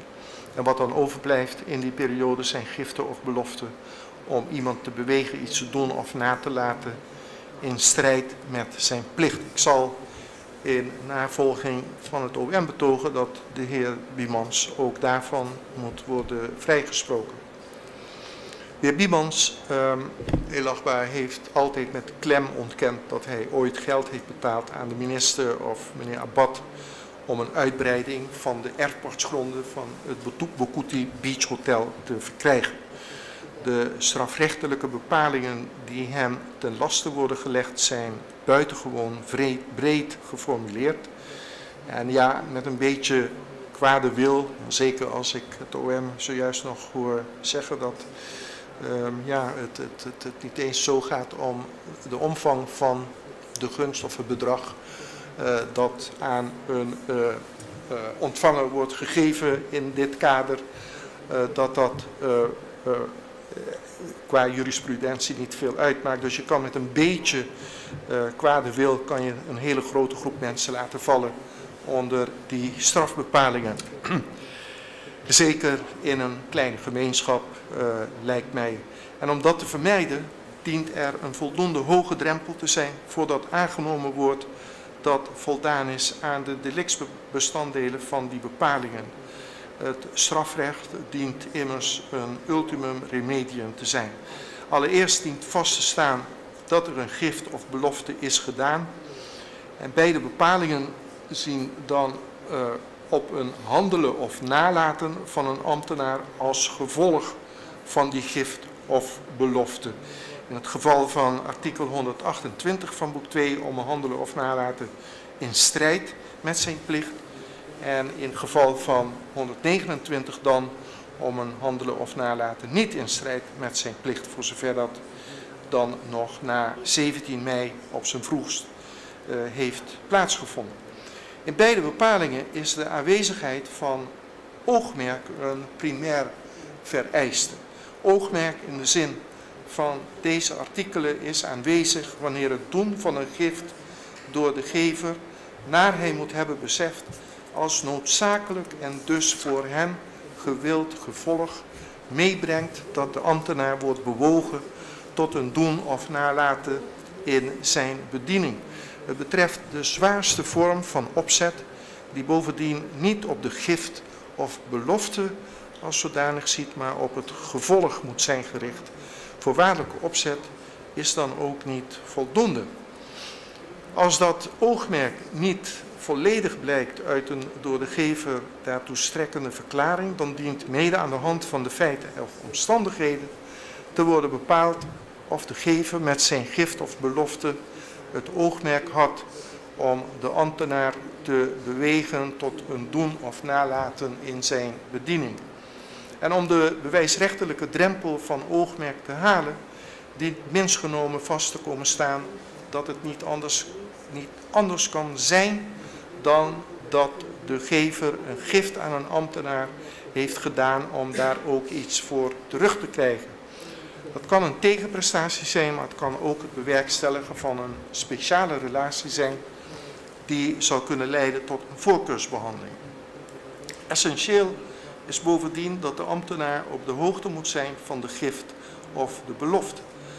Als hij niet weet dat hem een gift of belofte is gedaan, kan hij ook niet bewogen worden om iets als gevolg daarvan te doen of na te laten. En zonder die wetenschap kan er immers van bewegen geen sprake zijn. Op pagina 56 van het requisitor erkent het Openbaar Ministerie dat het dossier geen bewijs biedt voor enige betaling aan van de heer Biemans aan de heer Sievinger. Blijven over de betalingen van de heer Biemans aan de heer Abbad. Dat zijn allemaal betalingen die zijn gedaan voor de taxatiewerkzaamheden die de heer Abbad al sinds de jaren 80 voor de heer Biemans verricht. En gelukkig ziet het Openbaar Ministerie dat intussen ook. Van belang is vast te stellen dat de heer Biemans al in de 80e jaren met Abbad als taxateur is gaan werken. Niet omdat hij zelf Abbad had uitgezocht, maar omdat de bank die zijn hotelproject destijds financierde Abbad aanraadde als een deskundig taxateur die met name kennis had van grote, meer complexe gebouwen als hotels. Dat legt overigens een andere kant van het leven in een kleine samenleving met grote projecten bloot. Je krijgt hier niet altijd even gemakkelijk een deskundige die in staat is om die grote projecten, zoals hotels, op een juiste waarde te taxeren. En de heer Abbad is gewoon een van de weinigen, zo niet de enige, die daartoe wel in staat is. Hij heeft hier ook ter zitting van de inhoudelijke behandeling aangegeven dat hij daar ook een speciale opleiding voor heeft gevolgd. En daar ook speciale mensen voor inhuurt om juist deze grote projecten te kunnen taxeren. In de loop der jaren heeft Abbad dan ook vele taxaties voor Biemans verricht. En ja, die taxaties waren van groot belang voor de heer Biemans. Hetzij omdat hij daarmee financiering voor zijn bedrijf kon krijgen. Hetzij omdat hij zijn onroerend goed voor de juiste prijs kon verzekeren. Hetzij omdat hij bepaald onroerend goed voor de juiste prijs kon verkopen. En daar was soms haast bij geboden, omdat anders bijvoorbeeld de verzekeringspremies niet op tijd en op een correcte wijze vastgesteld konden worden, of omdat hij de financiering niet op tijd rond zou kunnen krijgen. En omdat meneer Biemans erg tevreden was over de kwaliteit van het werk van Abbad en de snelheid waarmee hij dat deed, heeft hij hem wel vaker een mooie bonus gegeven. Ja, nu klinkt dat misschien in de oren van de Nederlander, die toch ook bekend staat om zijn zuinigheid, een beetje vreemd, maar in onze samenleving waar het gebruikelijk is dat mensen die hun werk goed doen ook nog eens wat extra krijgen, is dat niet echt heel bijzonder. Het zal u intussen ook niet opgevallen zijn dat als je in een restaurant gaat eten, dat er toch een forse tip wordt verwacht, min of meer. En als dat niet wordt gegeven, dan loopt men op zijn minst teleurgesteld van de tafel af. Terwijl in Nederland, voor zover mij bekend dan, dat eigenlijk nauwelijks hoeft te gebeuren. Helaas maar gezien de enorme belangen en bedragen die gemoeid waren met taxaties, zijn die bonussen aan zich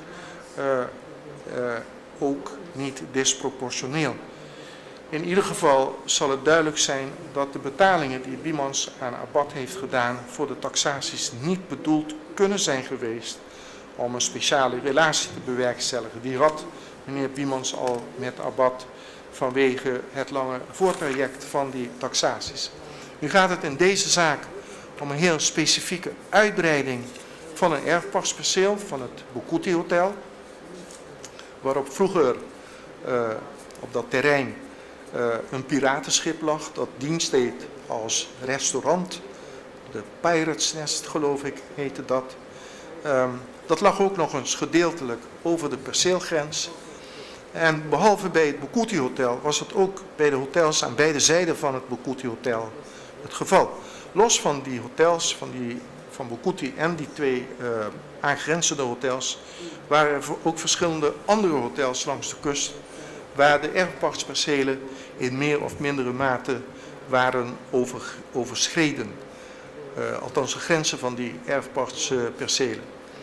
De regering heeft toen besloten om dit allemaal recht te trekken. Dus niet alleen voor het Boukouti Hotel van meneer Biemans, maar voor alle hotels waar dat voor gold.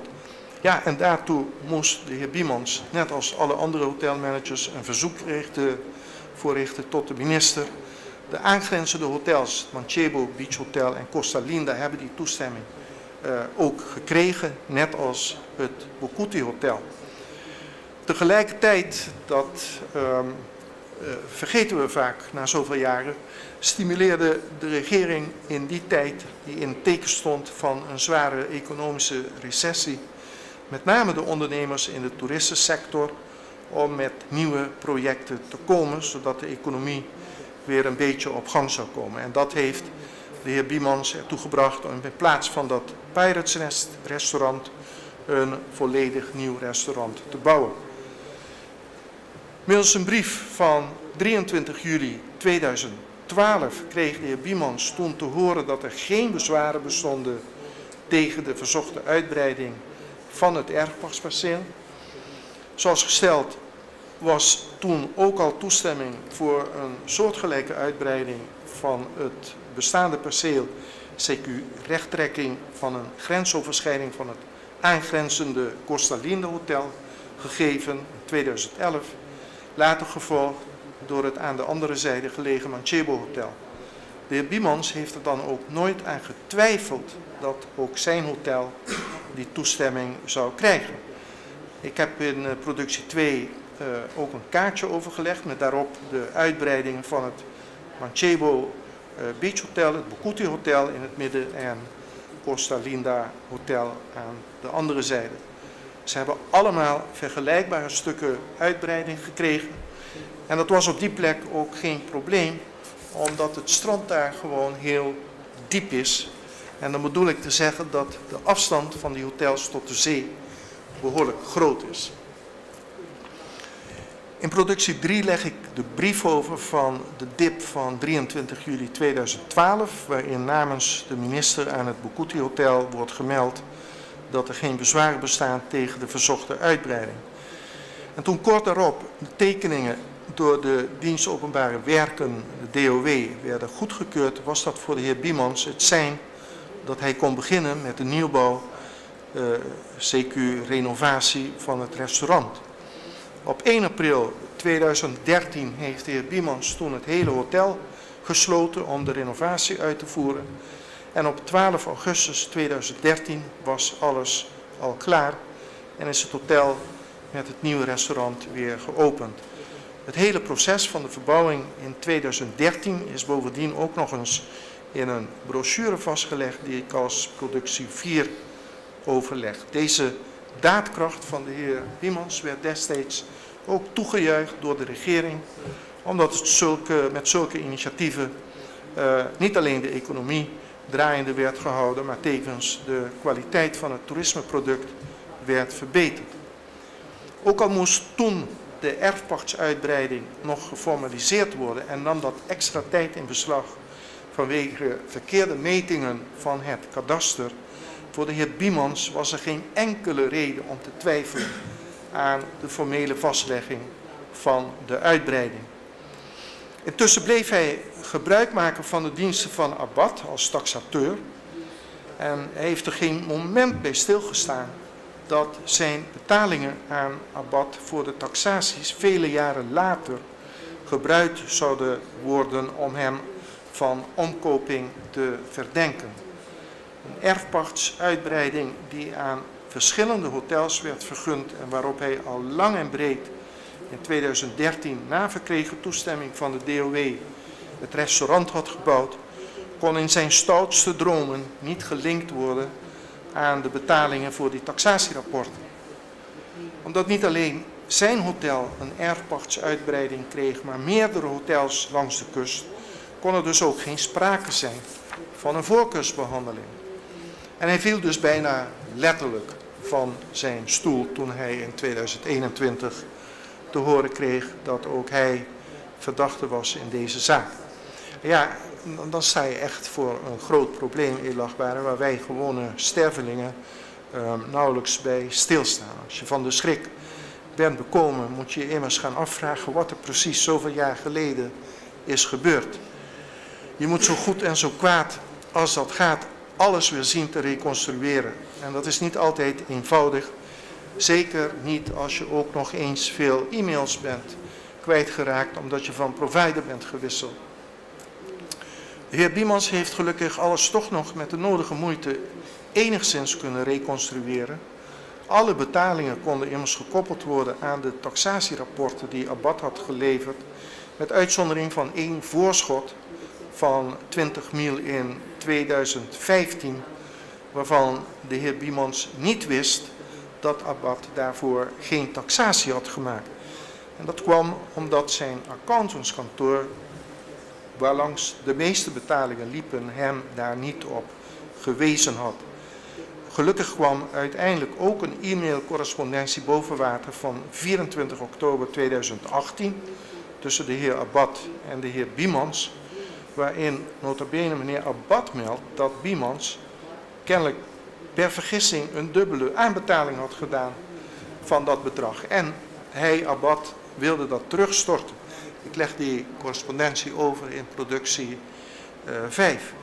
Die e-mail is ook gehecht aan het procesverbaal van het getuigenverhoor van de heer Biemans, dat op 29 augustus van dit jaar plaatsvond. En die e-mailcorrespondentie, edelachtbare, laat toch wel heel duidelijk zien dat, om in de termen van de omkopingsbepalingen te spreken, er geen enkel oogmerk bij de heer Biemans was om Abbad voor de uitbreiding van het erfpachtsperceel om te kopen. En vooral ook dat de heer Abbad daarin zelf ook geen enkele omkopingspoging van de heer Biemans zag.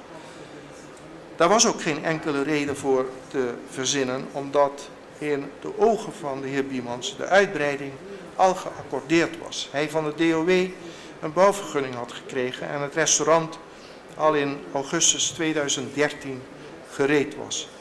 Een duidelijker bewijs dat de heer Biemans nooit het oogmerk heeft gehad om Abbad om te kopen, kon er eigenlijk niet zijn. Nog hij, nog Abbad hebben die betaling ooit opgevat als een betaling die in verband stond met de uitbreiding van de erfpacht.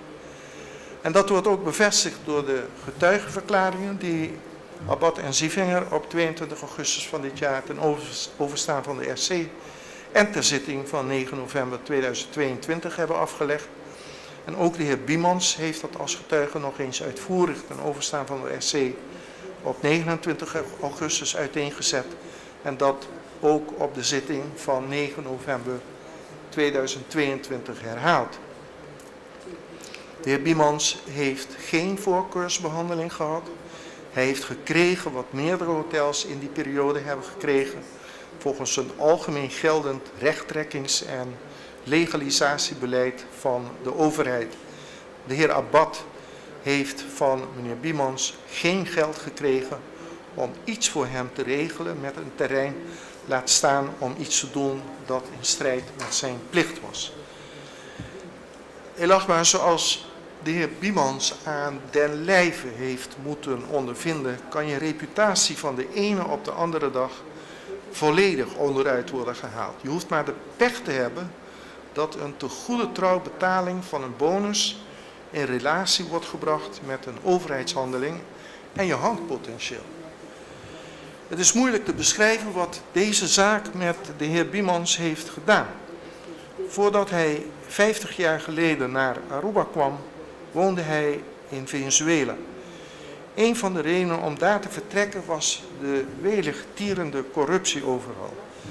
En in Aruba heeft hij juist voor alles wat hij, begonnen als barman nota bene, totdat hij zijn reputatie als gerenommeerd hotelier heeft gevestigd. Alles wat hij daarin heeft hij bereikt door keihard te werken. Tot de dag van vandaag op 77-jarige leeftijd. Hij heeft nooit iemand om een gunst gevraagd. En hij aarzelde ook nooit om naar de rechter te stappen als hij vond dat hij door de overheid of een ander onheus werd behandeld of niet kreeg waar hij recht op had. Nooit van zijn leven heeft hij iemand van de overheid betaald om een voorkeursbehandeling te krijgen of wat dan ook. Wat hij wel deed was mensen die voor hem werkten en goed werk leverden royaal belonen. Dat deed hij met zijn personeel, dat deed hij met aannemers en dat heeft hij ook een aantal keren met Abad gedaan wanneer hij snel en goed onderbouwde taxaties had geleverd. De in zijn zaak gehoorde getuigen bevestigen dit allemaal, elachtbare. Geen haar op zijn hoofd heeft ooit gedacht dat dit hem in de problemen zou brengen. En toch dreigde hem dat bijna fataal te worden. Hij is natuurlijk blij met de vrijspraak die het OM voor hem heeft gevraagd, maar hoopt en vertrouwt dat u het OM daarin zal volgen. Maar desalniettemin zal hij hier toch altijd een naar gevoel aan overhouden. Ik verzoek u dan ook samenvattend het Openbaar Ministerie in ieder geval niet ontvankelijk te verklaren. De vervolging van meneer Biemans, voor zover dat ziet, op de vervolging voor feiten die verjaard zijn. En voor het overige de heer Biemans integraal vrij te spreken van het hem te lasten gelegde met het verzoek om ook dit te hechten aan het procesverbaal. Dank u wel.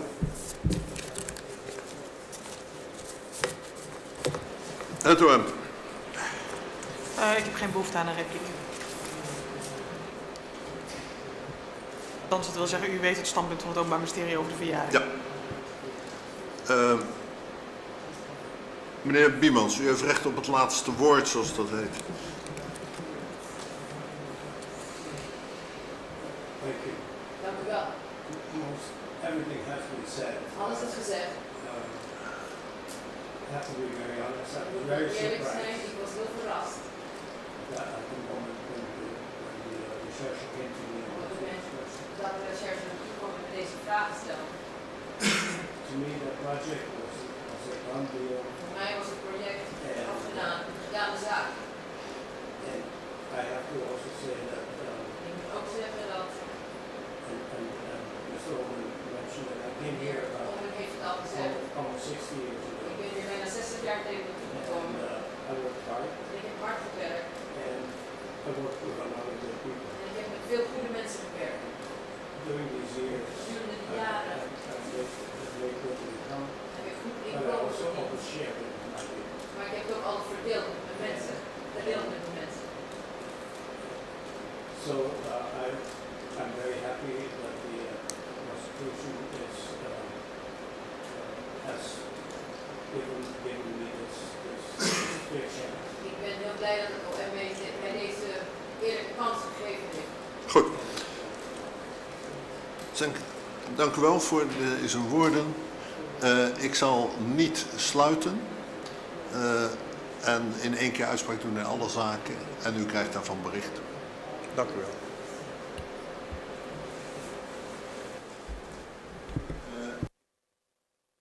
Onderbreek de zitting tot 2:15. Zou u wellicht als postillon d'amour kunnen willen optreden om de opvolgende raadsman van Abad te berichten dat we niet om 1:30, maar om 2:15 beginnen? Over een kleinschaligheid gesproken, maar ja, dat gaat niet over. Ik stond gisteren mijn auto vol te tanken bij een tankstation en toevallig gestopt en hij achter me al los en dat voor te nemen. En hij heeft juist voor dit Nou, punt gevraagd of er een waarschuwing. Ik zal dan dus om 2:15 2:15. over 2. Ja. En ik wou u ook bedanken. Het is voor mij de laatste optreden hier. Om de reis voor de gelijk heeft. Ja, ik kan helemaal over de zaken. Fijne feestdagen wensen. Zie je na dit optreden niet meer. Dus Oké. dat is even een noot apart.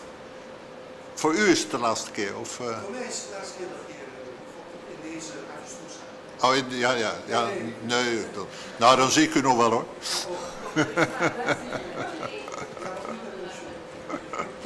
Goed, dit was het.